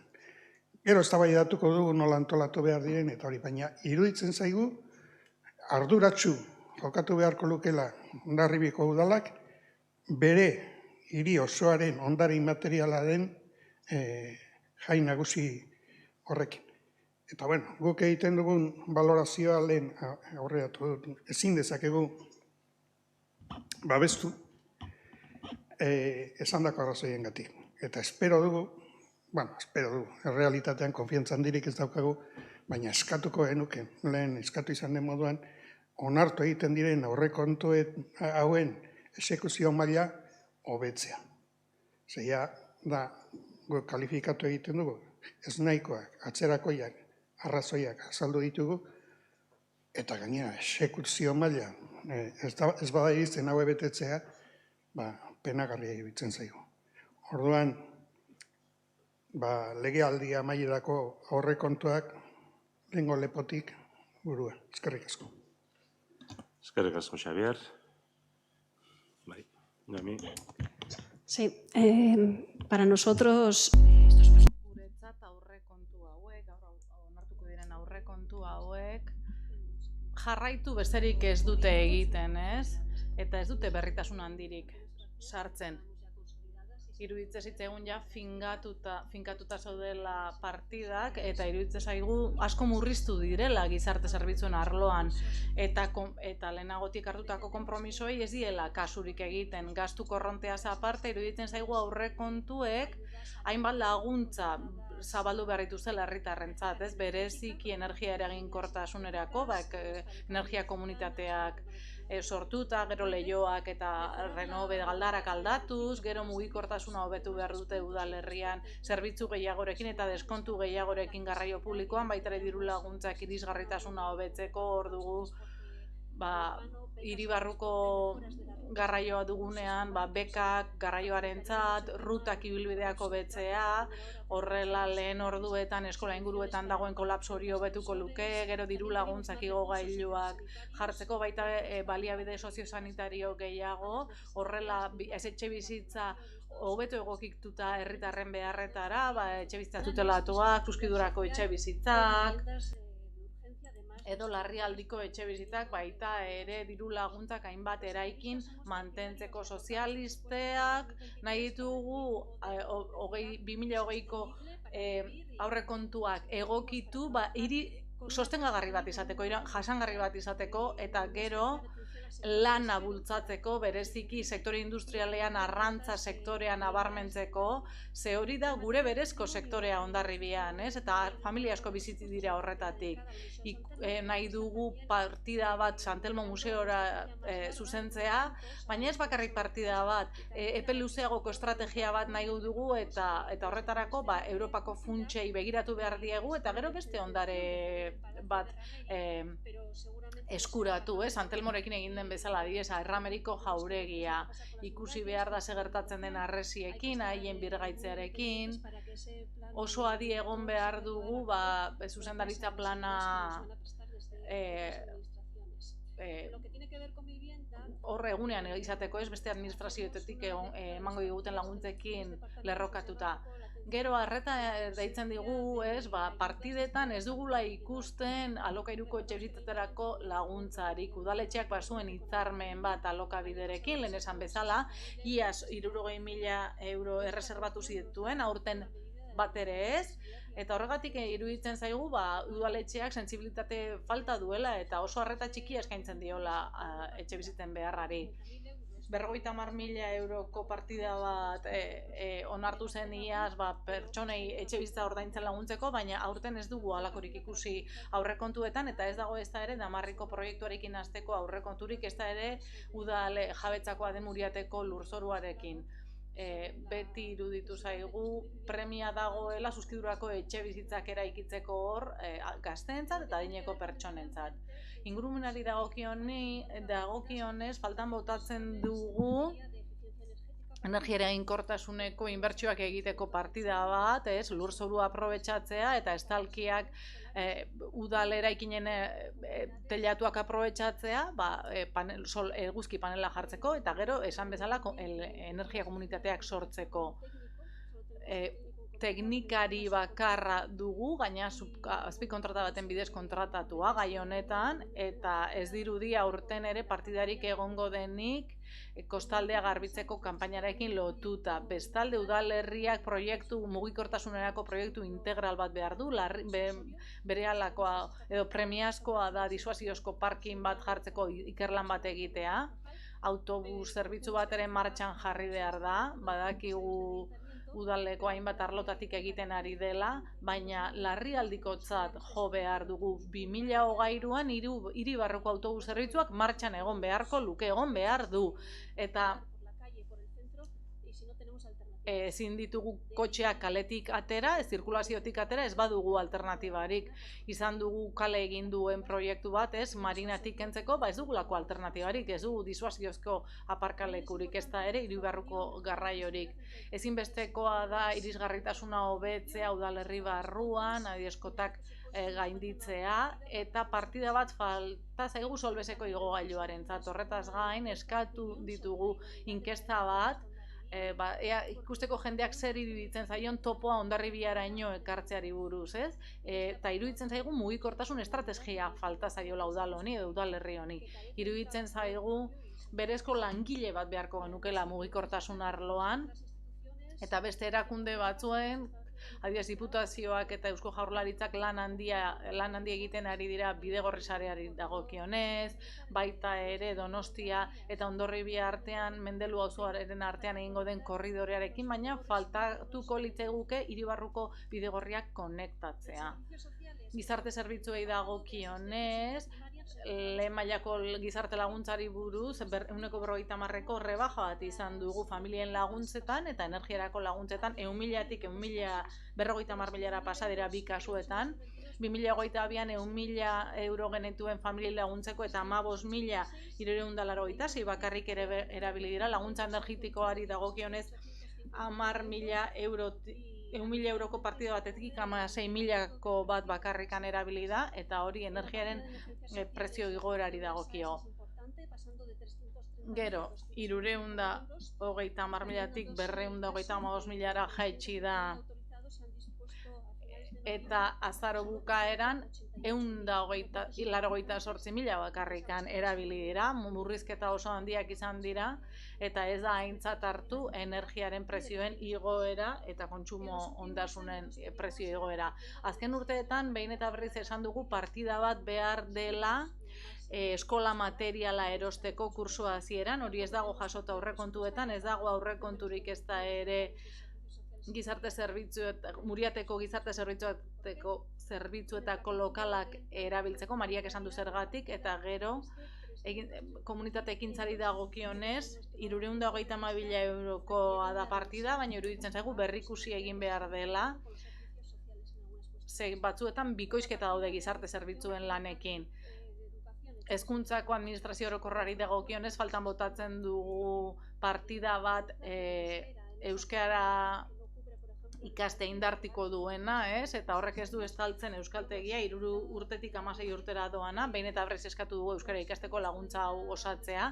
Ikasleak udal euskaltegira joan daitezke 16 urtetatik aurrera, baina iruditzen zaigu ikasle askok behar dutela adin horretatik bera, eskolaz kanpoko jarduren bitartez indartzea euskararen ikasketa horiek. Liburutegiari dagokionez ez dugu ikusten liburuak erosteko, materialak erosteko zuzkidurarik, partidarik, eta ez dago lerrokatuta Europako funtsekin. Kasino zaharrari dagokionez partida asko murriztu da, ia 130.000 euro, eta ez zaigu iruditu aurretik kontratatuko pertsona bati zegozkion gastua jasotzen direnik. Ez dago partidarik enplegua sustatzeari dagokionez, eta oso harrigarria iruditzen zaigu, ze premia badago gure ustez. Gero badago Mendeluko akometida, Aldezarrekoa, eta horiek ez daude islatuta aurrekontu hauetan. Segituan amaituko dut. Salgunen partidei dagokionez, aurrekontua eskasa iruditzen zaigu, ez dago bono dendarako partidarik, ez dago tiket bairako partidarik, enpresa eta industria partidari dagokionez ez da ezer jaso zaldun borda eta txiplauko garapenei buruz. ez dago industria aprobetxamenduko eredurik, eta lanbideko harremanei dagokionez ez da publizitatea garbitzeko ezer egin, baina harrigarria iruditzen zaigu, ze bada partida bat, 200.000 euroko partida bat, zerbitzua kontratatzeko publizitatean, honekin nire hitzartzea amaituko dut eta aurrekontuen kontra bozkatuko dugu.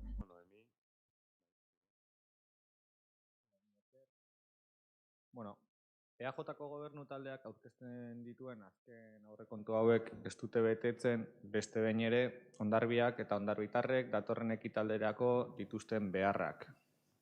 Zuek bera gaur aitortu duzute hori. Aurrekontu bat osatzerako garaian, Udalbatzaren urteko jarduketa programaren zenbakizko irudikapena egiten da. Tokiko gobernuak dituen helburuak lortzeko beharrezkoak diren baliabideak ezartzeko tresna da beraz. Gaurko eztabaidaren helburua. Eta zuek aitortu duzuten bezala ez da jasotzen gaurko eztabaidak duen helburua. Ariketa hau egiterako garaian lege oinarri batzuk daude, bai Europar Batasunetik eratorritakoak, bai estatu mailatik eratorritakoak, baita Gipuzkoako Foru Ogasunetik eratorritakoak ere. Hondarribian arau horiek bere gutxienekoan betetzen dira, edo beste era batera esan da. Administrazioarentzat modurik errazena erabiltzen da aurrekontuak egiteko. Hau da, aurreko urteko aurrekontuak oinarri hartu eta horren gaineko igoera eta murrizketak proposatu, besterik ez. Badaude beste eredu batzuk, sakonagoak direnak eta jarduketa programa horiek jasotzea gomendatzen dutenak. Hondarbian, PNV agintean denetik eta are gehiago Txomin Sagartzazu alkate denetik, aurrekontuen onartzearen ondotik urtero aurrekontuaren aldaketa sakonak egiten dira. Gastuen 150 inguru, 15 milioi euro inguru, gaur ikusi dugu aurreko urtekoa adibidez 16 milioi euroan handitu egin dela ekitaldian zehar. Aldiz, aurreikuspen horren gauzatze maila 160 ingurukoa izaten da. Hau da, erdia, baina pixkat gehiago gauzatzen da aurre ikusten den guztitik. Hori da tresna honen eta gaur izango dugun eztabaidaren balioa EAJ taldearentzat. Aurrekontuak egiteko teoria eta teknikak adierazten dute, lehenengo oinarria ulertzeko errazak izan behar dutela da. Hemen ikusten dugu eta programak aipatzen ditugunean, askotan harridura aurpegiak jartzen dituzute. Izan ere, ez dago edukiz osatua aurrekontu hau, eta edukiz osatu gabe ezin dire ulertu. Udalbatza osatzen dugun zinegotziak eta zer esanik ez Hondarbiko herritar orok, erraz ulertu beharko lukete proposamen honekin datorren urtean zehar egin asmo diren ekimenak. Argi daukat, hemen gauden udalkide gehienek, aurkeztutako dokumentazioarekin ezin dugula jakin, zeintzuk izango diren gobernu taldearen mugarriak datorren ekitaldirako. Eta herritarrei emandako azalpenekin ere, argitasuna baina nahasmena izango dutenaren susmoa dut. Plangintza ulertu gabe, honen programazioaren inguruko xehetasunik gabe, nola egingo da bada jarraipena eta kontrola. Ezinezkoa da. Hemen aipatu diren proiektu asko urtetik urtera, behin eta berriz, legealdiz legealdi esango nuke ere, errepikatu direnak dira. Eta nola gauzatuko dira 2023 urtean, 8 urtean gauzatu ez diren hainbat eta hainbat ekimen horiek. Aurrekontua egikaritzerako garaian, bigarren oinarri bat herritarren parte hartzean datza. Herritarrek beraiek ekarpenen bitartez udalerrian egingo diren ekintzak erabakitzeko eskubidea dute. eskubidea izatea zaratago, ardura ere badute udalkudeaketaz jabetzeko eta gauzatzen diren, edo gure kasuan bezala, gauzatze bidean geratzen diren proposamenen zergaitia ezagutzeko aukera eskaini behar diegu. Azken oinarri gisa, helburu nagusiak zehaztea beharrezkoa da. Helburu horiek lortzeko programei aplikatu beharreko finantza kalkulua aurkeztea eta onartu ondorengo kontrola eta desbideraketak ekiditeko bitartekoak definitu behar dira. Gaur esan zaigu hemen, malguak direla eta orduan sartu daitezkela hainbat eta hainbat ekimen. Hori da aurrekontu teoriak esaten duenaren kontrako funtzio bat. Hau da, zehaztu behar ditugu jakiteko zer egin behar den. Ez etortzen diren heinean gauzatuko ditugu edo gauzatu ahal izateko poltsa edukitzea. Ez, aurretik definitu behar ditugu eta jakin behar dute bai guk eta bai herritarrek zer egiteragoa zen eta zer egiteko baliabideak ditugun. Sarrera honen ondotik, hemen dugun dokumentazioaren xehetzea egingo dugu. Alkate jaunak 2023ari buruz egindako memoria bat dugu. Deigarria egiten da, bi horritan aditzera ematen duela ezer ez esateko gure iritziz, legez bete beharreko tramite hau. Euskeraz eta erderaz bi horri. Adibide gisa erabili dugu 2000 biztanleko herri baten aurrekontu proposamena aztertzea. Hango alkate jaunaren aurrekontu memoriak 15 horri ditu. Bakoitzak atera ditzala kontuak. Kontu hartzaile andereak egindako txosten ekonomiko finantzarioak azalpen tekniko ez gain, xehetasun gehiago eskaintzen ditu alkate jaunaren memoriaren dokumentuak baino.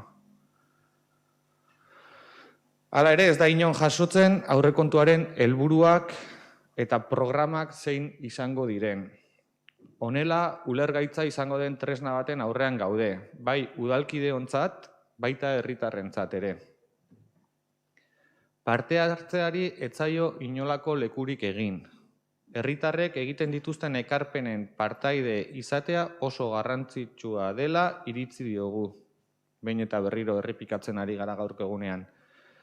Pertsonek, administrazioa elikatzeko egiten duten saiakera eta esfortzu handia izanik, beraien baliabideekin zer egiten dugun, beraiei erabakitzen utzi behar diegu.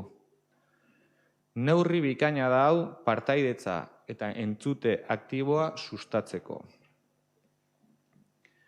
Aurrekontuaren kopuru osoak ez dio erantzuten hondarbiak dituen beharrei. Beste behin ere, datorren ekitaldian ohiko gastuak finantzatzeko eta inbertsioak proposatzeko kreditu aldaketak egin beharko dira. Hala aitortu duzute zuek. Alkate jaunak aurreko urteko eztabaidan esan zuen 2022ko ez zuela hainbesteko aldaketarik egiteko asmorik. Bada, 16 milioi euro gehitu zaizkio ekitaldi honetan, 24 milioiko hasierako aurrekontuari. Eta gaur eztabaida gai dugun proiektu honekiko ere, antzeko zerbait gertatuko zaio. Desitxuratuta geratuko da.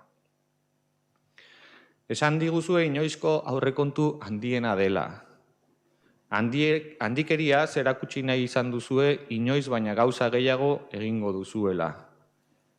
Hauteskundeak datozelako irudi hori eman nahiko duzute, baina aurreko urteko aurrekontuarekin alderatuta 3% igoerak ez dio erantzuten barne produktu gordinaren igoerari, ez da kontsumorako prezioen indizearen igoerari ere.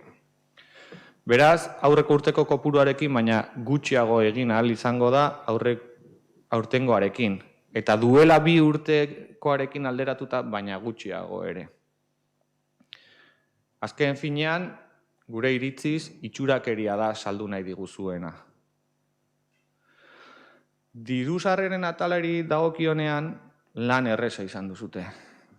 Aurreko urtekoaren kopia da 180ean. Soilik partidaren baten gehikuntza eta beste baten jetxiera jaso duzute. Lehen aipatu da Foru Aldundiaren ekarpen aurrikuspena €1 milioi inguru handitu dela. Hau da, aurrekontu osoaren kopurua baino gehiago. Aldiz, epe luzerako zorpetze bat aurreikusi da, baina horrek ez du edukirik eta badakigu ez duela edukirik. Izan ere, ez baita udala datorren urtean ere zorpetuko, jakina dugu hori. Gastuen atalari dagokionean, hainbat gai deigarriak egin zaizkigu. Pertsonalaren gastuaren igoera 3%koa aurreikusten da. Aurtengo ekitaldirako aurreikusitako soldata igoera bera ere ez du jasotzen. Ez da inolako azalpenik eman honen inguruan. Eta helburuetan jasota ez badago ere, deigarria da nola bideratu diren txaloren departamentura eta segurtasun sailera baliabide igoera guztiak. Pertsonaleko baliabide igoerak ari naiz. Aldiz, herritarrei laguntzera bideratutakoak, gizarte zerbitzuetakoak, nabarmen murriztu dira. 2023ko ekitaldirako aurrikus daiteken azpikontratazio kopurua handiagoa da bertako langilegora bideratutakoa baino. Eta botxanitz ez dator bat azpikontratazioaren abusu honekin. Dokumentazioarekin batera, bidalitako pertsonal eranskinak ez dio erantzuten aurrekontuan jasotako pertsonal gastuetarako beharrei. Beraz, ezin dugu jakin zein den datu erreala. Bietakoren bat erreala baldin bada. Izan ere, lehen aipatu zaigu aurreko urteko gizarte zerbitzuetako pertsonal gastuetan akatsa izan zela, eta horixe bera defendatu nuen nik abotxan hitzen izenean hemen oker bat egon behartzuela nahi eta nahi ez datu horietan ezinezkoa zelako hori sinistea. Eta urte bete beranduago sikiera horrela adierazi duzute. Bestalde, aktan jasotzea beharrezkoa ikusten dut, formalki eskatu dugula 100 gorako kontu partiden zehaztapena egitea, baina ez dugula erantzunik jaso. Hau honela, programen inguruko irakurketa baina kapitulokakoa egitera behartuta gaude. Motx esangoet etxe bizitzari dagokionean alokairurako diru laguntzak ezabatu egin direla eta tutoretzapeko apartamenduak kudeatzeko partida ere ia desagertu egin dela. Gizarte zerbitzuetako aurrikuspenak 120 gorako jetxiera bat izan duela. Ingurumen babeserako kapituluak 115ko jetxiera jasotzen du. Eta gainera, jasotako kopuruaren eren bat publizitatera bideratzea proposatzen dela. Euskararen departamentuak 112ko jetxiera jasotzen du. Aldiz, igoera proposatzen da, kirola sustatzeko 186ko igoera bat, lehen beste talde batek aipatu du jaietarako 168ko igoera bat, eta turismoa sustatzeko 140ko igoera bat. Deigarri egiten da, nola herritarrentzat bideratutako aurrekontua izan ordez, PNU-ren posizionamendua indartzeko tresna bat besterik ez duen ekartzen gobernu taldeak. Herriaren intereserako baina alderdiaren intereserako lanean diharduzue. Txomin, nola da posible PNU-ren hautagai izendatu berriaren departamendurako pertsonal gastuaren aurreikuspena 200.000 eurotan gehitzea? Eta zein beharrei dagokien inolako azalpenik ez ematea, noski? Esan dugu PNV-ek eskaintzen duen proiektuak herritarren beharrei erantzun baino bere alderdiaren beharrei erantzuten diela. Horregatik eta aurkeztu ditugun gabezia guztiengatik proposamenaren aurka gaude. Aurka egonda ere, gaur Hondarbiko oposizioko taldeok zuek imaginatzera ailegatzen ere etzareten kalitate politikoa erakutsiko dugu. Ez dugu zertan, merezi ote duzuten eztabaidatu dugu gure artean, agintaldi osoan ikusi dugu nola baliatu zareten zuen gehiengo absolutuaz, nahi zenuten moduan aurrera eramateko. Baina politikan sinisten dugu. Eta politika zintzoaren oinarri den zuhurtasunaren elegantziaz erantzungo dugu eta ez diogu alkateari bere kalitatezko botoa erabiltzera behartuko. Ereduaz ikastea opa dizuegu. Izan ere, dotoreziak besteen trebetasunak miresteko eta norberaren hutsegiteetatik ikasteko aukera ematen baitu. Mila esker. Mila esker. Ez dakit beni hain beharko nuken edo ez, minon, bai, gauza batzuk esan nahi ditu dela. Gaurko jardun honetan, oposizioa hitz egin ez duen bakarra, termino erabili ez duen bakarra, Partido Sozialista da. Beraz, zuek kokatzen zate oposizioan. Eta gainera, aditzera ematen duzea, zuen helburua horixe dela, ez? Tentsio horretan ibiltzia, oposizioa. Bai, Igorrek aipatu du, Xaberrek ere aipatu du, oposizioak. Eta nire hitzetan beti beste udal taldeak aipatzen dut. Eta uste dut hemen bakoitza bere hitzen jabi zen behar dula. Igor, nik itxurakeria egiten duzula esango banizu, zuk ze pentsatuko zenuke. Itxurakeria egiten duzu. Eta horretan sinisten duzu, besteok ala egiten dugula. Eta gero, azkeneko klase hori eman diguzu guk eskatu gabe? Klasia, Klasia. Hombre, pues, haundikeria hitza ere erabili duzu. Lasaitasun guztiarekin eta patxara ederrian. Eta gainera, beste bat, ondarbitarren beharrak asetzen ez. Zu zera dakizuna zein diren ondarbitarren beharrak. Ez, barkatu, orain niri tokatzen zait. Orain niri tokatzen zait. Zu zera erabakitzen duena zein diren ondarbitarren beharrak. Hombre, pues ordezkaritza desberdina dugu, oraindik. Eta zu zera ondarbitarren beharren bozera mailea. Hombre, uste dut apaltasun pixka bat behar dugula denok. Ez, barkatu Igor, nire txanda da. Esate dizut? Orduan, ja gaurkoan ere noski, eskas, minus 15, fase horretan sartu gara, ez? Eta guk oposizio modura, zuen termino erabiliz, hasiko bagina hemendik baloratzen, agian elitzaizueke gustatuko. Edo agian bai, helburua baldin bada noski, errealitateari erantzutia. Ja, alderdiaren txatari garela entzutiare, bueno. Iruditzen zait, errealitatea noski bihurritu dezakegula, nahi dugun guztietan, eta horretan, Igor, aitortu behar dizut, espezialista zate, errealitatea bihurritzen. Baina, markaz marka, markaz marka. Orduan, mereziote dugun ordezkaritza. Oso galdera sakona da. Baina, ariketa inbarko dugu, bakoitzak bere burutik hasita. Eta, hombre, mereziote dugun. Dotoreziarekin hori bat bentsatu ez dut ez datorrela. Baina guk, ala ere, proposamen bat egin dugu. Dudan kezka bada, ematen ditugun azalpenek askotan ez dutela balio. Eta berrentzaizuela. Eta markatu horrela esatia.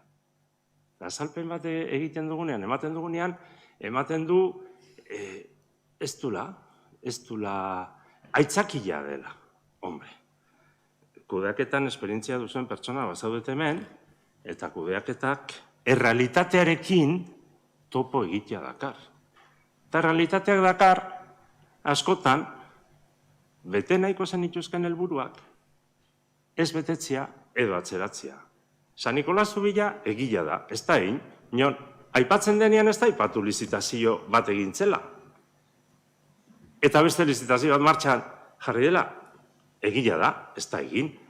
Dena kontatu ezagun, esaten balin badugu, zer realitate irizpiden arabera egin diren behar sozialetarako proposamen batzuk, datuak ezagututa, gure realitatea orain arte, kontuz horrekin, orain arte ezagututa, esaten dugu, hori realitatez jabetuta egiten da?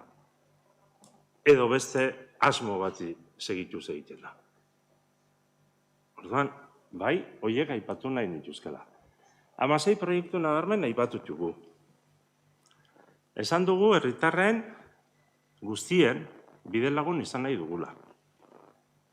Eta datu batzuk eman dugu. Guk mugikortasun jasangarrien alde azkeneko urtetan egin duguna ere hor dago eta norabide jakin batekin dijoa. Bertako ekonomia suspertzia ere horrelaxe planteatu dugu. Euskararekin dugun harremana badakigu nolakoa den herri honetan, eta horregatikan onartu ditugu hainbat proposamen, eta horregatikan jartzen dugu eskua zabalik, urteko jardueren programa bat aurrekontuetatik erabat definitzea, erresa ez delako. Eta orduan alde hoiek kontuan hartuta eta beste asko, guk proposamen hau egin dugu. Hemen, eta ikasten ari naiz, minon, beti ikasten. Errealitateari argazkia egiten diogunean eta topatzen dugunean akatsa dena, akatsa da hemen aipatzia. Ze beti erabiliko da kritikarako. Aipatzen ezpada, itxurakeria da. Eta hortan bai, benetan, 8 urteok oraindik ez dire bukatu, bazpadara esaten dut. Minon, bai ikasteko presnagola, minon, bestetik esateko, hombre, bizitza errealean, jendeak gauzak egiten dituenean, helburuak argi dituenean, batzutan ez ditu lortu beharrekoak, eta etortzen zaizkio, komplikazioak. Eta komplikazio horiek ere erantzuten saiatzen da. Hori bai, ematen du, bizitza errealetik kanpo onera etortzen garenean, ezingo lukele izan. Eta bueno, zen nahi duzia esatia, ez? Ongi etorri bizitza errealera, benetan eskertzen dugu egindako ekarpenak esan dugulako, eta ala sinisten dugu, ekarpenak ez direla ez burutazio eta ez okurrentzia. Inon, hombre, bestek dituztenak ere igual izan daitezke. Inon, horiek kontuan hartuta eta askoz gehiago, guk proposamen hau ekarri dugu.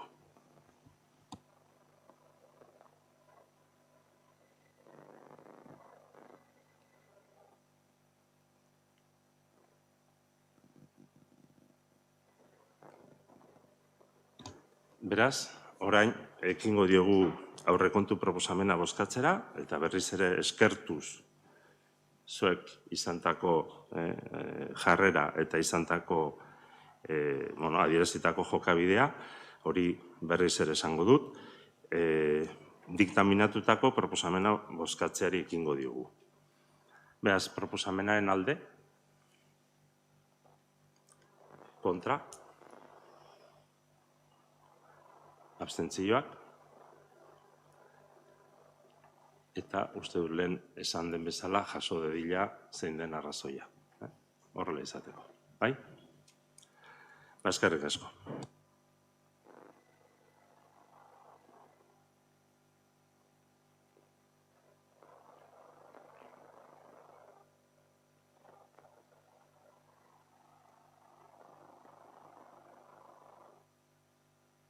Lehen etena egin dugunez aurrera egingo dugu, orain.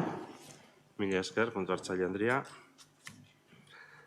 Orain ja, udala batzordean jorratutako 4 gai izango ditugu. Lehenengoa da 2003ko plantilla organikoa eta lanpostuen zerrendaren aldaketa.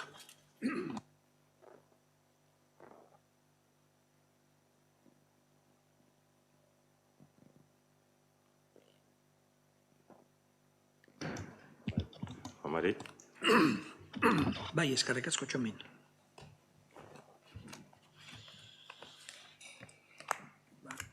Urtero aurrekontuarekin batera, hurrengo urteko plantilla organikoa eta lanposturen zerrendaren onartzeko proposamen ekartzen dugu dalbatzara, eta aurretikan bai aipatu aurten dugun egonkortze prozesu honetan uztaila, abuztuak 24ko udal batzan lanpostuen zerrenda egokitu zen, alde batetik egonkortze prozesu horietan bai konkurtso posizio bitartez atera behar ziren plazak, eta baitare konkurtso bitartez, plaza guzti horiek lanpostuen zerrendan sartu ziren, eta abuztuan onartu zenetik lanketan jarraitu dugu, etengabeko proiektu bada, etengabeko lanketa, eta aipatu bezala eta dokumentazioan agertzen den bezala, hor dugu batzordean diktaminatutako proposamena aipatuko dut, eta aurkeztutako lanpostuen zerrendari proposatzen zaio alde batetik 2023ko urteko plantilla organikoa behin-behinekoz onartzea proposatutako 3 aldaketarekin. Aldaketa hauek berriro aipatuko ditut, alde batetik delinatzaile plaza amortizatu, jubilatu zen orain dela urte bat delinatzailea eta plaza hori amortizatzea proposatzen da. Aldiz, amortizazio horrekin administrazio orokorretako teknikari plaza bat sortu, hori da proposatzen den aldaketa, eta bigarrenik udal honetako lanpostuen zerrenda behin betiko onartzea aipatu bezala, negoziazio kolektiboaren ondoren eta batzordean diktaminatu den bezala, egindako aldaketakin bat delinienten lanpostu amortizatu, jakinarazle eginkizun anitzako lanpostua egokitzea aldatzea, hau da, jakin badakigu lehen delinatzaileak udaletxeko zenbait lan egiten zitula, eta orduan, negoziazio baten ondoren eta momentuan aproposena iruditzen zitzaigun, eta ala onartu dare bai, teknikoki, jakinarazle eginkizun anitzeko plazetan, dedikazio bereziko osagarri bat eguneko 25 jartzea, zenbait lanordutik kanpo, lanordutan ere bai, baina lanordutik kanpo egin behar diren zenbait lan egokitzeko lehen egiten zen bezala, baitare hirigintzako administrari koordinatzailea, administraritik administrari koordinatzailera pasatzea, hau da, udalitz maila igoz, eta buruzari naiz guain, lehen aipatutako hirigintzako administrazio orokorretako teknikaria. Deliniente amortizatu eta beste plaza hori sortu eta beste 2 plaza horiek egokitu. Eta hau da proposatzen dena, aurtengo RPT-erako. Bai plantilla organikoa eta lanpostuan zerrendaren onarpenerako aipatutako aldaketa hauek proposatzen ditugu bozketarako. Eskerrik asko. Bai, hitzartziak. Bai, eskerrik asko. Bueno, 2 atal desberdin dire, bata plantilla organikoa eta bestea lanpostuen zerrenda. Hasiko naiz plantilla organikoarekin, azterketa bat eginez, behingoz, moldaketa nabarmenak ematen ari direla esan beharra daukagu plantilla organikoari dagokionean. Hau da, ezinezkoa zena, ni onera iritsi nintzenean, egingarria dela erakusten ari gara. Zer esan nahi dut honekin? Gaur, egun Hondarribiko udalarentzat 124 langile daudela lanean, eta plantilla organikoan 120 plaza jasota daudela. 88 ziren ez banago oker, ni 2015ean onera iritsi nintzenean eta behin eta berriro aldarrikatu genuenean ez zutela erantzuten 88 plaza horiek udaleko errealitatera behin eta berriro esate zitzaidan ezinezkoa zela hori aldatzea. 124 langile badaude, 120 ditugu gaur egun plantilla organikoan. Bazen garaia. Baina, esan beharrean gaude ere, 124 langile horietatik 34 besterik ez dutela beraien lanpostua konkurtso bitartez eta jabetzan izendatutakoak izateko aukera. Hau da, 127%. Plantilla organiko horretan badaude 35 lanpostu hutsik daudenak. Jakin badakigu, ez daudela hutsik, baizik interinitate moduren batean edo programen bitartez eta funtzio horiek betetzen dituztenak. Beste batzuk ere hutsik ere badaude. Baina kalkuloak bere osotasunean hartuta, esan beharrean gaude, jabetzan duten plazak 127% okupatzen dutela eta nolabaiteko interinitate tasa edo interinitate modu desberdinetan lanean daudenen tasa 73% dela. Etengabeko goranzkoan doala nionera iritsi nintzenetik eta horren ondorioz baita alkate jauna ere bertan alkate funtzioetan dagoen eskerostik. Etengabeko goranzkoan.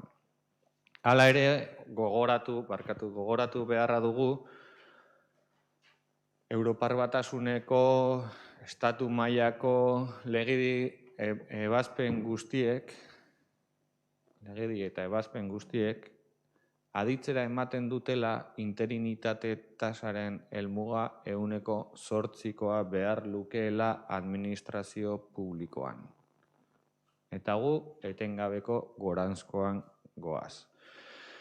Txisunek aipatu du, estabilizazio prozesua martxan dela eta eta, esan beharrean gaude, gu behintzat neurri batean prozesu horretatik kanpo sentitzen garela, negoziaketa batzuk omen daude, eta gu negoziaketa horien berri ere ez daukagu, prozeduraren berri ere ez daukagularik, baina, bai esan beharra dago, estabilizazio prozesu horren eratorria izango da Europar Batasunetik ezartzen diguten aldi baterakotasun tasa 8% jaistea.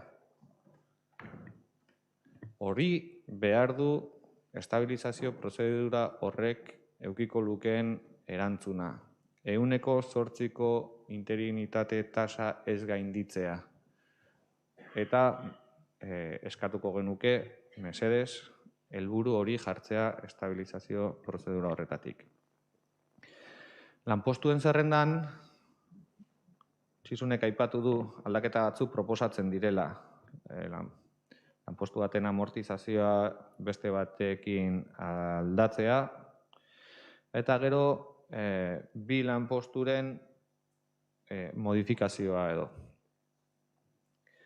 Eta esan beharrean gaude, dedikazio berezi bat ezartzeko injustuak izaten ari garenaren sentsazioa daukagula. Injustuak izan ere lehendik funtzio horiek beste langile batek betetzen zituenan kostu bat zuen udalarentzat edo ordainsari bat ematen zitzaion funtzio horiek betetzeagatik. Eta orain gobernu taldeak erabakitzen du jakinarazle lanpostuari ezarriko zaizkiola funtzio horiek gehigarri bat ezarriz, baino ordainsari hori aurretik lan berdinagatik ordaintzen zena baino txikiagoa da. Beraz, injustuak izaten ari gara. Eta zer esanik ez, aukera berdintasunari dagokionean. Bai, jakinarazle lanpostuari ezarri zaizkion dedikazio bereziko funtzio horiek, eta baita administrari bati koordinatzaile funtzioak ezartzeko proposatzen den aldaketa horrekin, iruditzen zaigu berdintasun eskubidea urratu egiten dela. Eta zergaitik urratu egiten da berdintasun eskubidea? Publikoa eta zabala behartzuelako prozedura honek. Edozein langilek eskubidea izan behartzuen bere gaitasuna erakutsita noski, bai dedikazio bereziko funtzio horiek betetzeko edo baita administrazio lanetan koordinazio lanak egiteko ere. Eta hemen egin dena da ezarri lanpostu konkretu batzui funtzio horiek. Uste dugu, ez dela justua, ez dela prozedura egokia jarraitu eta bi argudio horiek erabilita, bai interinitate tasaren etengabeko egoera eta baita aukera berdintasunaren urraketa ematen dela proposatzen diren aldaketa hauetan, guk ez dugu aldeko bozkarik emango. Eskerrik asko, Igor. Beste interbentziorik? Xavier? Bueno, oposiziotik hitz egiten dugu, alkatearen baimenaz, behintzat. Hemen guk dakigula tokiko gobernuan alderdi politiko bat dago eta oposizioetan 3 talde. Eta tokatu zaigu, oposiziokoak izatea. Dakiguna demokrazia ezaugarritzen duena oposizioa da. Bere askatasuna, edo gure askatasuna daukagula ikuspegi desberdinak plazaratu alizateko. Eta kasu honetan, langileen zerrendan, guk horreatuko dut, abstentziora joako dugula, zalantza batzuk ditugulako, prozedura jakin nahiko genukenia tarte honetan gizarte zerbitzuetako langileekin hitz egin izan da eta zerbait beraiekin adostu izan da aldaketa hauek egiteko langileen zerrendan. Ez dute errepikatuko Igorrek egin duen balorazioa, plantilla organikoa eta aurrera bideak eta eskartu,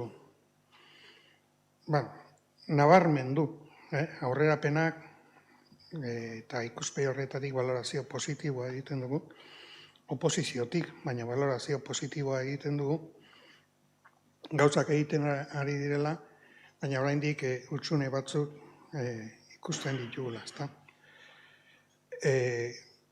Galdetu dut gizarte zerbitzuetako langileekin zerbait hitz egin den, negoziatu egin den, edo adostu egin den, eta beste galdera bata berdintasun, Euskal Autonomia Erkidegoko berdintasun legea esplizitoki azaltzen duenez, zergatik ez dago langileen zerrenda horretan berdintasun teknikarien postua.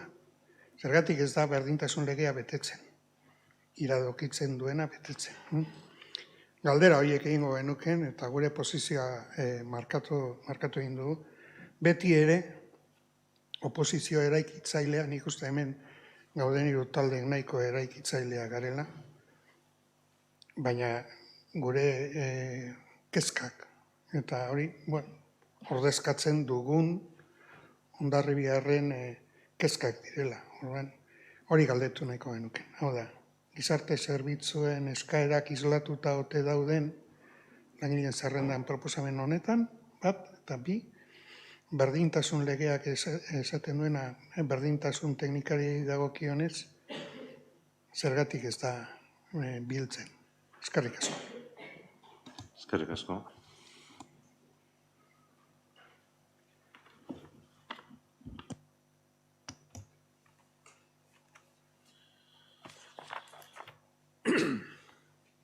Aurreko batzordean aipatu bezala galdera berari erantzun bere emango diot. Azkeneko udalbatzan, abuztuko azkeneko etzen, baina abuztuko udalbatzan estabilizazio proiektua zirela eta lanpostu zerrenda egokitu zen udaletxean eta orduan gizarte zerbitzutan zauden langiletikan administrari laguntzaile bat, 2 teknikari, erdi mailako 2 teknikari, eta gero arduradun bat jubilatuta. 4 pertsona. zerrendan. 3 lanian RPT-en sartuta. Gaur egun hori programatan zeuden zenba jende beharra argi dago. Nik uste dut hortan, uste dut ez dago diskusio hori, beharra hor dago, eta bikoiztu edo ja 3 koiztu inda segon jendia. Hori ja lanpostu zerrendan sartu da. Eta aipatu bezala, azkeneko udal batzan mozioari naiz eta gobernu taldeak ezeskoa eman, baina lanien ari gara, ari ginen eta jarraituko dugu lanian egoera hori saiatzen, egokitzen saiatzeko. Eta gero bigarren galderari, momentu honetan RPT edo langilegoan gaia, edo ni proiektua deitzen diot gai bakoitzari proiektua, baina kasu honetan egunerokotasun honetan egunero lanien jarraitzen dugu denak, bai alde batetik iradokizunakin, beste batzuek eskaerakin, eta bai teknikariak ere, beste talde politikoa bezala ere, teknikarian lanian ari dira. Eta alde batetik lehen zerrendan ez zauden zenbait igorrek aipatu duen bezala, 124 pertsona lanian, eta ja 120 zerrendatan, saiatuko gara. Eta guain egonkortze prozesu honekin, denak ez dira finkoak izango, baina egonkortze prozesu honetan urte bukaierako oinarriak atera behar direnez, hortan gaude lanian. Eta berdintasun teknikaria momentuan ez da RPT-en sartu. Eta gerora etorri beharko du, beste zenbait lanpostu bezala. Eskerrik asko.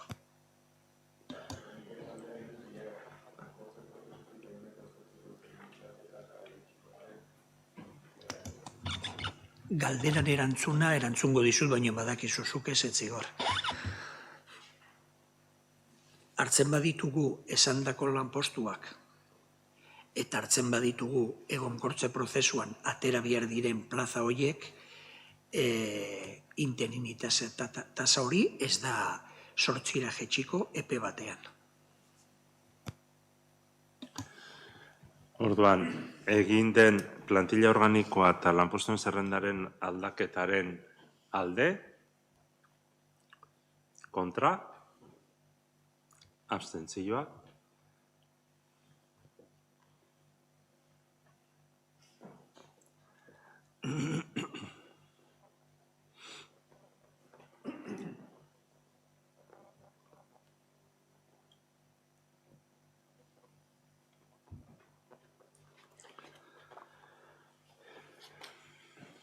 Bosgarren gaia.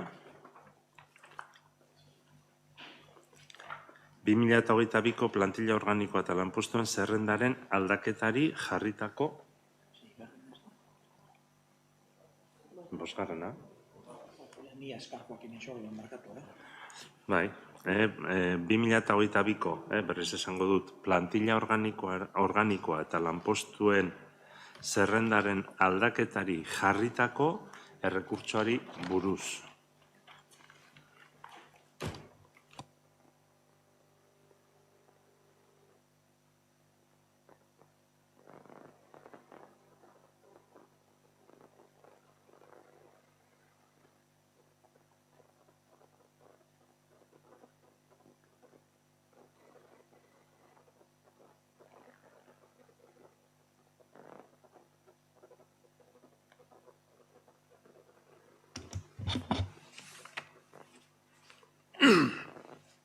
Errekurtso bat azkeneko udal batzan egonkortze prozesua zela eta zenbait plaza sortu genitunean, kasu konkretu hontan,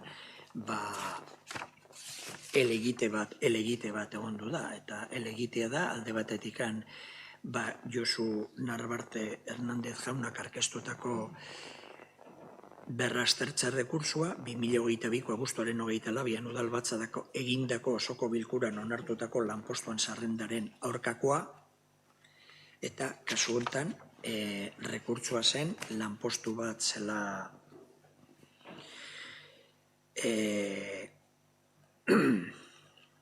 esango dugu, hasieran RPT-en etzagona, eta hor sartu genuna zen arkeologo lanpostua, eta hor euskera eskakizun mailaren aurkako, eskatutako udalak aurkeztutako eta RPT-en onartutako, horren aurkako rekurtsua jarri du. Ikusita egindako teknikarien txostenak, hor ikusten da, alde batetikan, berraztertza rekurtzearen ebazpenaren edukitzat, ezeskoa ematen dela, proposatzen dela. Zeren ikusten da, txosten teknikoetan, aurkeztutako rekurtso horrekin, aurkako rekursua iruditzen zaigu udalak bere antolakuntzan, bere baliabide barruan ditula, eta horrezkatu dena da, badaude estabilizazio prozesu guzti hauetan atera diren plaza guztitan, badaude bi perfila jarri dela, hasieratik lanpostu horiek konkurtsora ateratzen direnetik euskara eskakizun maila hori eskatu beharrian, azken eperaino jo dugu bi kasu konkretu hauetan. Errekursoa kasu honetan arkeologaren plazan jarri da, eta ezeskoa ematea diktaminatu zen batzordean, eta hemen guk udal batzan ezeskoa bozkatuko diogu helegite honeri. Bai, hitz hartu nahi da. Bai. Bueno, lehenik eta behin eskatuko nukena da argi ustea zer izango den bozkatzen duguna. Izan ere, errekurtsoari, hemen, 2022ko plantilla organikoa eta lanpostuen zerrendaren aldaketari jarritako errekurtsoari buruz, zein den ebazpen proposamena zehaztea eskatuko dugu, horren araberakoa izango delako bozka. Eta esaten dut, zuek ezeskoa bozkatu behar badezute, ez dakit, diktaminean jasotako bozken kontrako bozka emango dezute. Guk aldi, Niri iruditzen zaita aipatutena Josu Narbart Hernández jaunak arkeustutako berrestaratze errekurtsoa 2022ko abuztuaren 24an udalbatzak agindutako osoko bilkuraren onartutako lanpostuen zerrendaren aurkakoa. Barkatu, hitz.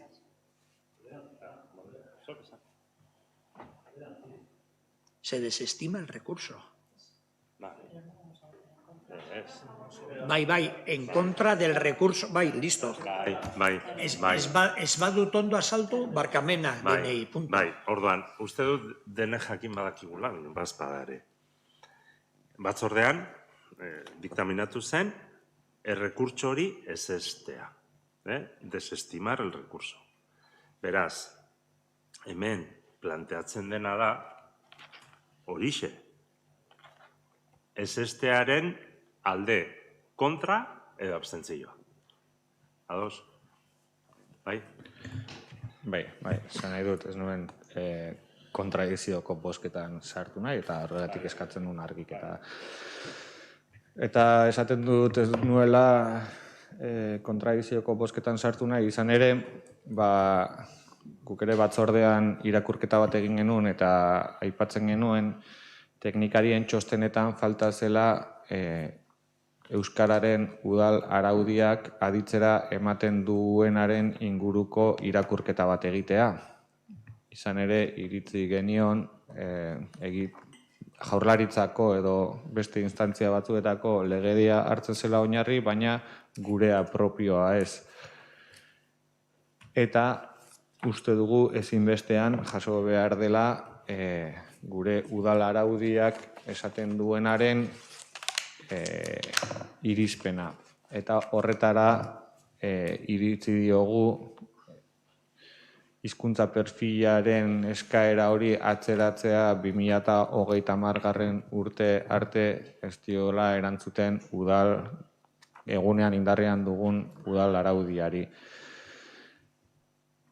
Badakit pertsonetaz ari garela, baina berezia da olako kasu batzuetan esatea pertsonetaz ari garela, eta beste kasu batzuetan esatea ezin ditugula pertsonak aipatu, baizik lanpostuei buruz hitz egiten ari garela. Azkenean, ez dakigu ze oinarritan ibili behar dugun. Beti esan zaigu, estabilizazio prozesuan ez direla pertsona, baizik lanpostuak direla, eta ezin dugula pertsonetaz hitz egin, baizik lanpostuetaz hitz egin behar dugula, eta orain, justu kasu konkretu honetan hitz egiten zaigu, eske honen atzean pertsonak daude, noski, beste kasu guztietan bezala pertsonak dauden bezala. Eta iruditzen zaigu, aurkeztu den errekurtsoa neurri batean defendatu izan genuela lanpostuen zerrenda hori 2022koa aldaketa hori proposatzen zen egunean. Izan ere, aipatzen genuen, kezkaz ikusten genuela hizkuntza perfila kasu batzuetan ez zuela erantzuten lanpostuaren beharrei. Eta hori oinarri hartuta, azken finean iruditzen zaigu kanpoko pertsona batek, eta berriro errepikatuko naiz, aukera berdintasuna da giltzarrietako nagusi bat. Eta kanpoko pertsona batek ondorioztatu du bere aukera berdintasuna ez dela errespetatzen lanpostuari dagokion baldintza tekniko hori 2030 urtera arte atzeratzen bada.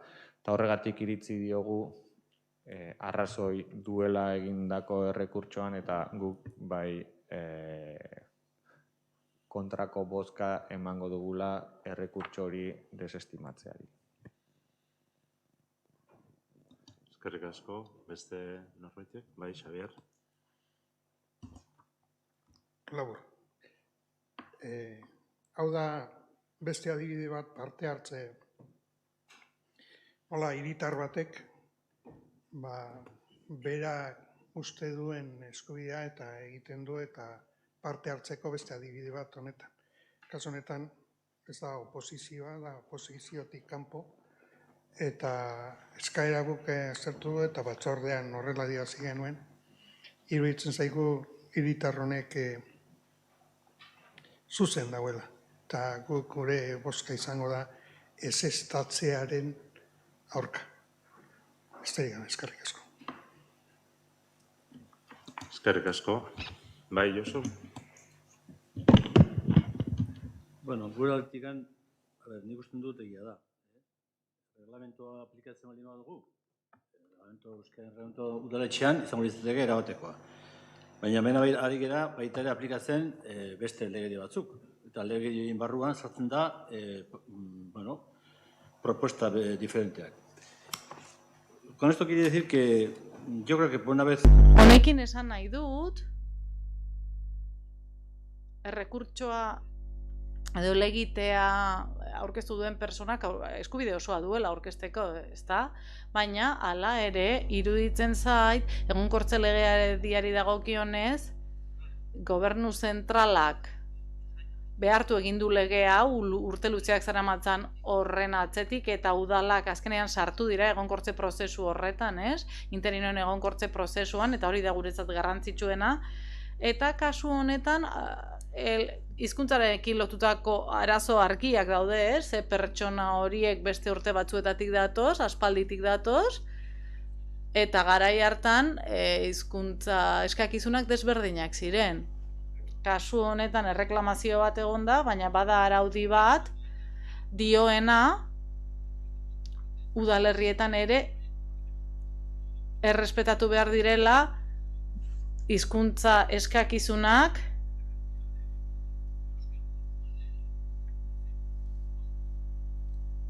herriaren profilarekin. Eta zentzu horretan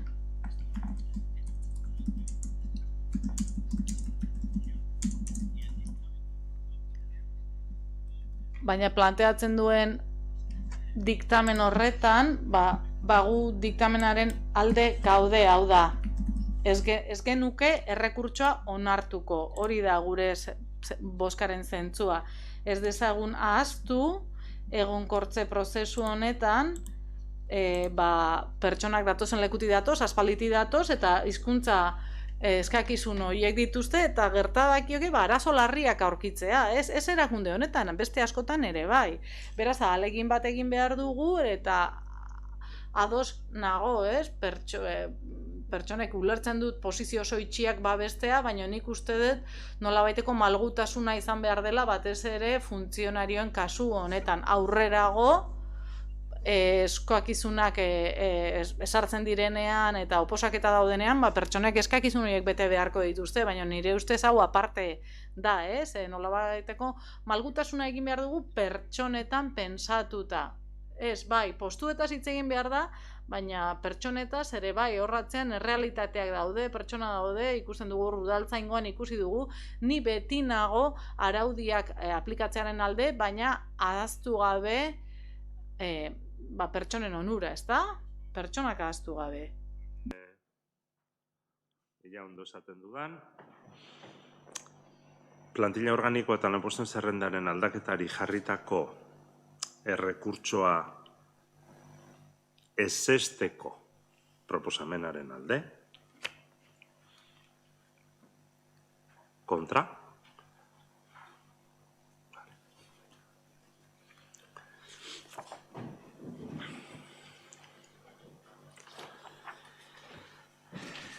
Seigarren gaia giza baliabideen arrazionalizazio programari buruz, erretiro aurreratuari buruzko primak.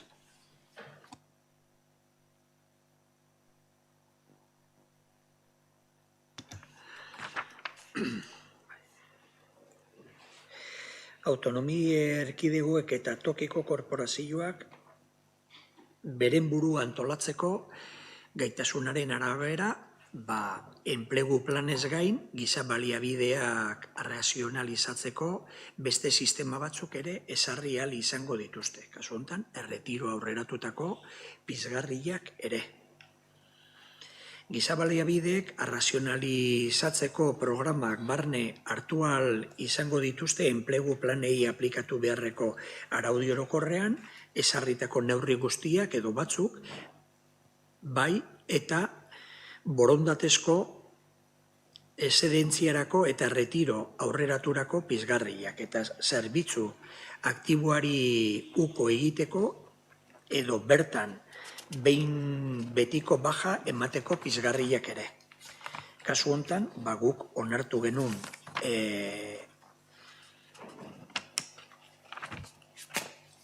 genuen erretiro priman legezkotasunari buruzko jurisprudentzia bat zagon, guk onartu genitun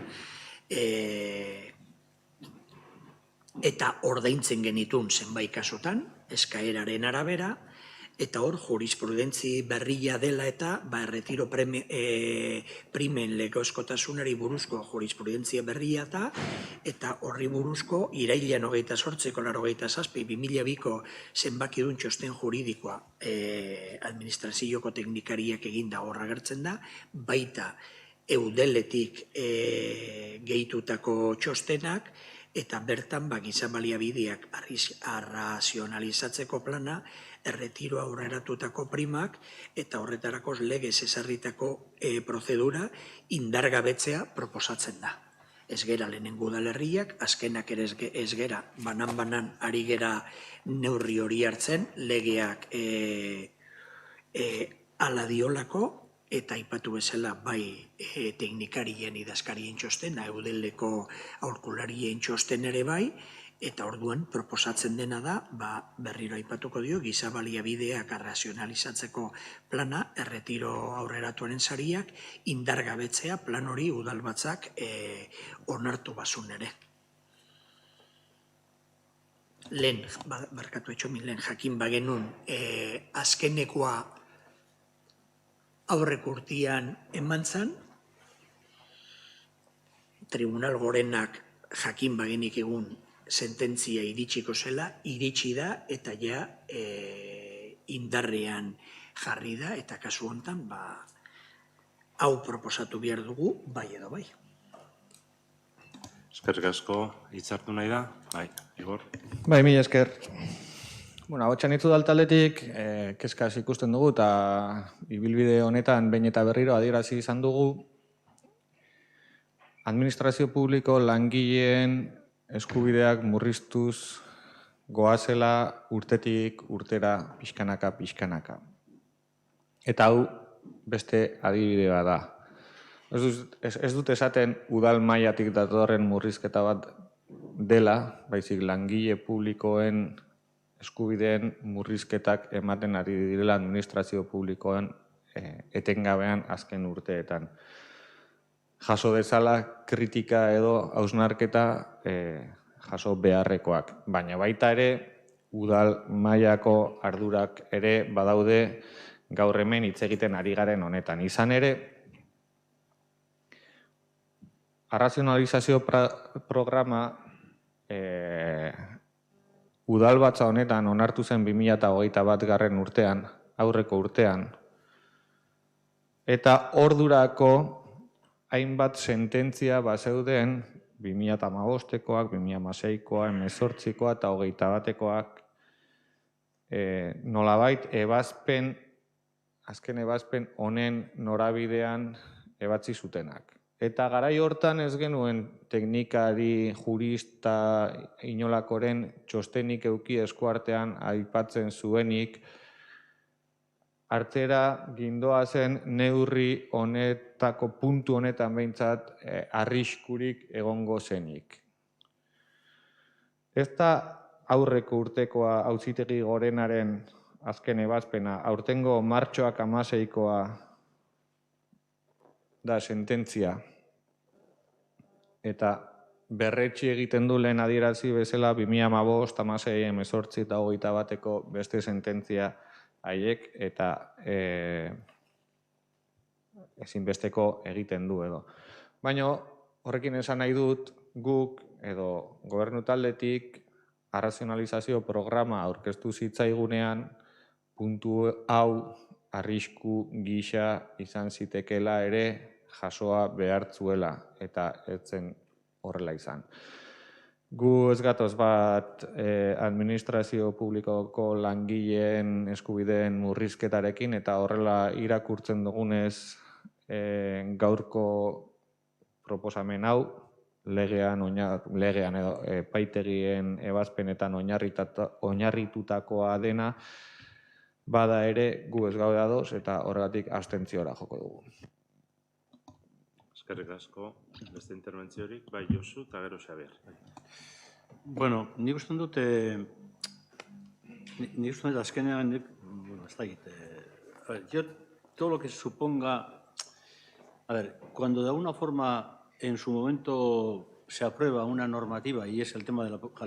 Bere garaian araudi bat onartu zenean, ez? Eta kasu honetan erretiro aurreratoa, egongo ziren arrazoi objektibo batzuk, ez dakit nolabait lan egiteko modu bat irakudikatzen zuelako edo egoera jakin bat, baina auzitegiek esan dute hori amaitu egingo dela eta amaitu egingo dela. Eta ezkoa esaten dizute.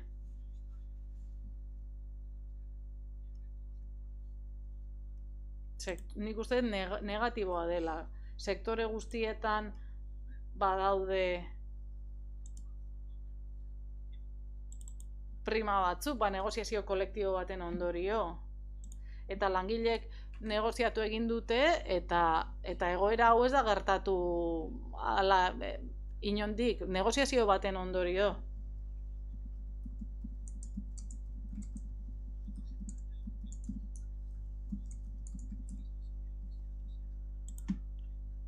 Bere garaian negoziazio bat egon bada, aldeen artean, kasu honetan udalen, administrazioen eta langileen artean, nire ustez, azkenean, epaile bat etortzea eta esatea ez dagokiola, ez zait iruditzen zait sartzea ez dagokion lekuan, ez da? Hemen esku hartu dute, sartu egin dira negoziazio batean, orduan horrekin ez gaude ados.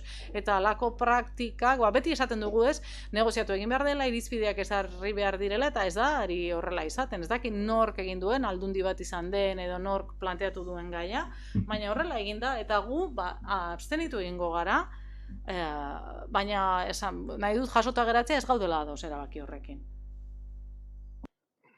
Eskerrik asko.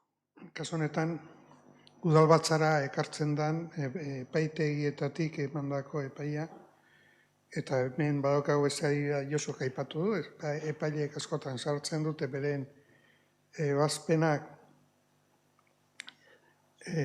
eremu laboralean edo sindikatuen eta beste aldeen arteko negoziazioetan eta adostutakoak, eta guk gure oposizio lanak zintzo betez horren aurka gaude. Eta horrela bozkatuko dugu, iruditzen zaigulako gure bete beharra dela. Printzipioz, orain artean, eta Igorrek ondo esplikatu du, ezta aurreko urteetan hori hortzegoela eta erabakia bestelako izan da. Bete beharrekoa da, oda, epaileek eta hemen egindako txostena bete beharrekoa da, zergatik ekarri behar da udalbatza eta bozkatzeko, baina hala ere ekarri izan da eta gure posizioa da esandakoa. Guk uste dugu langileak erretiratzerakoan garai batean adostutako dirusari horiek kobratzeko eta horrexegatik bozkatuko dugu horren alde, ezta? Besterik gabe, eskerrik asko. Galdera modura ulertu dut eta horregatik hartzen dut hitza. Udalak zergatik erabaki behar duen? Udalaren erabakia delako. Udal autonomiaren izenean, udalak hartu behar duelako erabaki hori. Eta udalak, kasu honetan Hondarribiko udalak, bere momentuan arrazionalizazio plana indarrean jarri zuenean, bazekien nondik nora zijoa zen kontuak. Hondarribiko udala bezala beste udalak foru aldundia. Eta denak hortxe zeuden. Oina, momentu jakin batetik aurrera, sententzia horri ados egon, edo ez egon, men egin behar zaio. Besterik da, eta argitze aldera zen, Josuk aipatzen duen negoziazio bidezko emaitza izan dena, izan dadila negoziazio bidezko lana. Eta hori, eudeleen bitartez eta dauden sindikatuen negoziaziotik etorri beharko lukelakoan gaude gu. Nion, bazpadare. Nion, udalak erabakin behar du.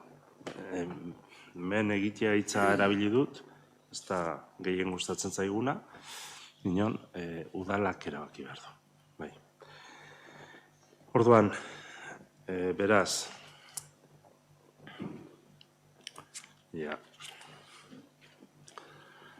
giza baliabideak arrazionalizatzeko plana, erretira aurreratuen sariak indargabetzearen alde, kontra, abstentzioa. Eskerrik asko. Eta gaurko 7. eta azkeneko gaia, 2002ko soldata igoera gehigarriari buruz. Txizun?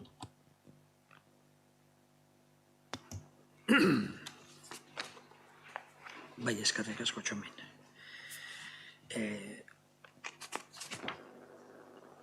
2022ko estatuko aurrekontu orokorri buruzko abenduaren 28, 2021-ko lege funtzionarioentzat jasotako ordainsari igoerari dagokion edukia aztertu zen estatuko aurrekontuetan, eta hor aukera zegon aurtengoz 3,5ko igoera. Udalaren osoko bilkuran 2022ko apirilaren 28an hartutako erabakia hau izan duzen, hasieratik ezinezkoa zen eguneko 3,5 hori igotzea, eta baimentzen zena langile soldata masa eguneko 2 soldata igoera aplikatzea, eta horrela egintzen. Hori aipatutako ordainsaria igoerari urtarrilean batetik aplikatzea, eta hori horrela egintzen. Ordu eskerostik, aurrekontua orokorretan legean ezarritako eguneko 2 horreri, aukere mantzaio beste beste aukera, 3,5 iristeko, 1,5 igoera gehigarria atzeragina eta 2022an aplikatzeko. Eta orduan proposatzen dena da, batzordean diktaminatu zena eta proposatzen dena da, 2022ko ekitaldirako 3,5 ordain saria igoera globala aplikatzea, 2021ko abenduaren 31an bai funtzionarioen oinarrizko ordainsarietan eta ordainsari osagarrietan, bai lan kontratuko langileen soldata masan. 200.000 gehituari, hori onartu genuen, bai 1,5 osagarria aplikatzea atzera ginez urtarriletik aurrera. Orduan, guk proposatzen dena hemen, 200.000 gehitzea, 1,5 osagarri hori aplikatzea eta gehitzea soldatari, eta aurtengoz geldituko litzateke 3,5ko igoeran. Eskerrik asko. Bai, hitzartziak. Igor.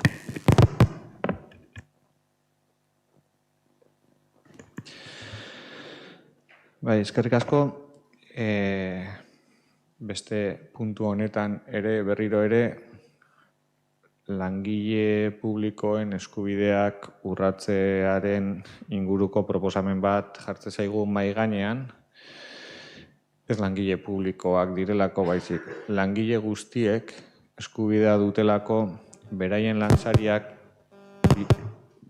bizitzaren igoeraren mailaren pareko igoera izatekoa. Hau da, lan egiten duenak lan egitegatik ez dezala galdu erosteko ahalmentasunik. Kasu honetan, bigarren urtez jarraian,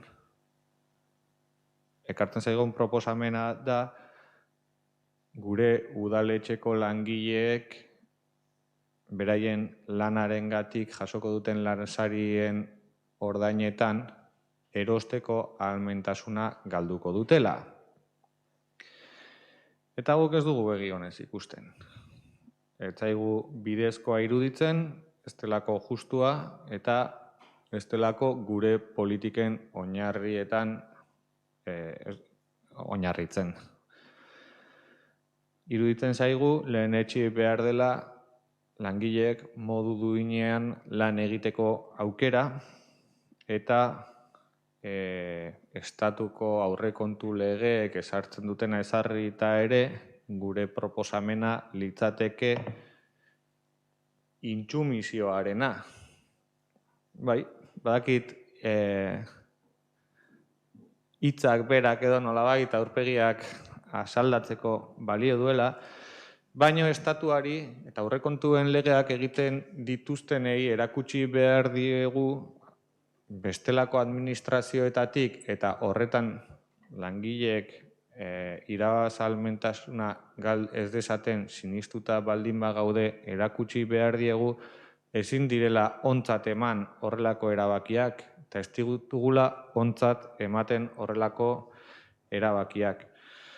Bigarren aldiz, jarraian, 3 inguruko galera izango dute gure udal honetako langileek eta administrazio publikoko langile guztiek, eta administrazio publikotik ez baldin badugu sustatzen langile guztiek beraien eros ahalmentasuna bermatu dezaten, gaur egun ikusten ari garena da sektore pribatuko langileak direla mugitzera behartuak daudenak eskubide hori aldarrikatzerako garaian.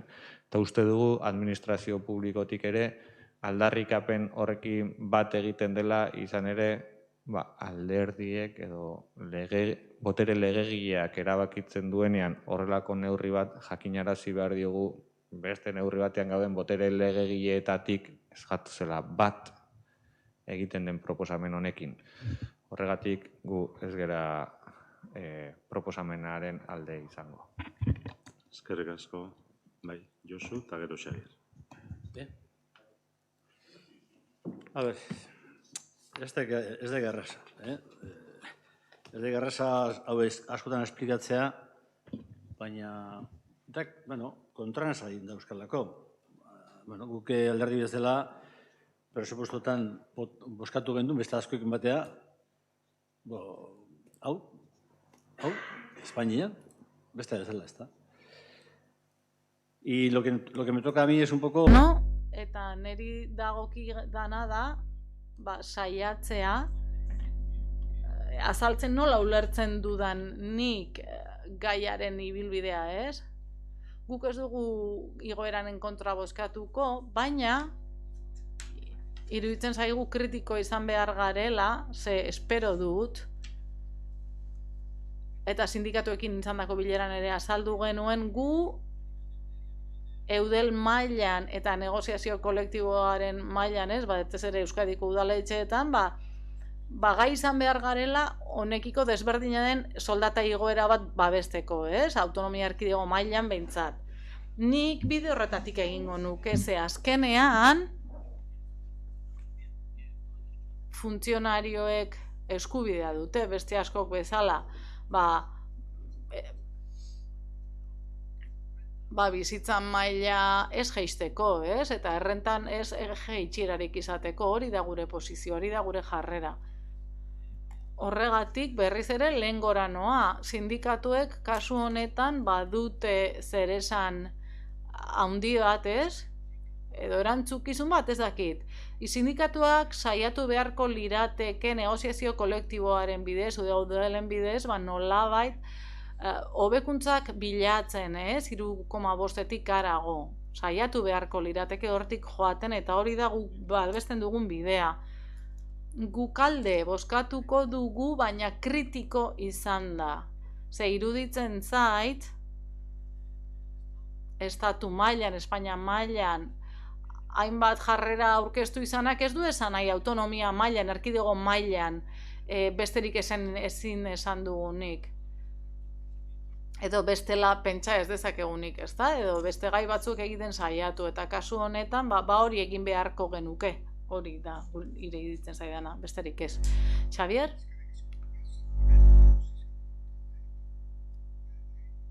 Los grupos de la oposición han hecho ya una reflexión, ¿no? Y siempre se nos crea ese dilema, ¿no? ¿Qué hacer con propuestas de este tipo?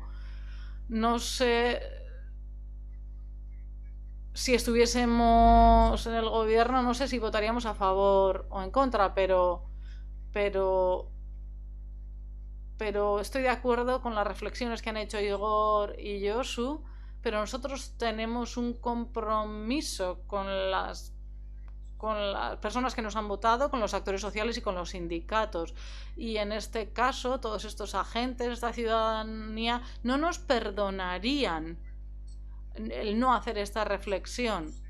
No es justo que ante el encarecimiento de la vida, ante un encarecimiento cada vez mayor, pues el incremento de los salarios no vaya en consonancia. Y por eso, como grupo de la oposición, vamos a abstenernos.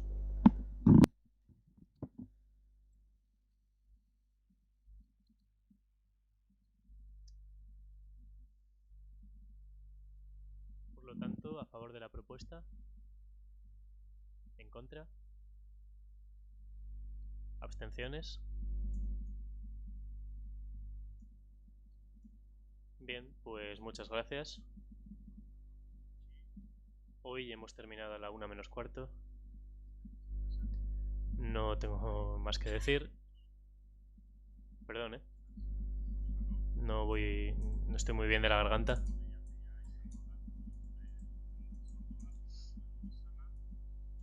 Por lo tanto, nuestra próxima reunión será a las 6 de la tarde el día 22 de diciembre. Si hubiera alguna propuesta a favor de reunirnos por la mañana, pues estamos dispuestos a escuchar esas propuestas. Pero bueno, en principio lo ponemos para las 6 de la tarde. No vamos a hacer la broma de que si nos toca la lotería a la mañana no vendremos por la tarde. Nosotros ya tenemos otras loterías en nuestra vida. Lo que está establecido es el 22 de diciembre a las 6 de la tarde. Pero tenemos tiempo. zuteko prest. Bestela, gure erreferentzia horixe da, bai? Ohiko udal bat izango da. Mila esker, eta ondo bukatu eguna.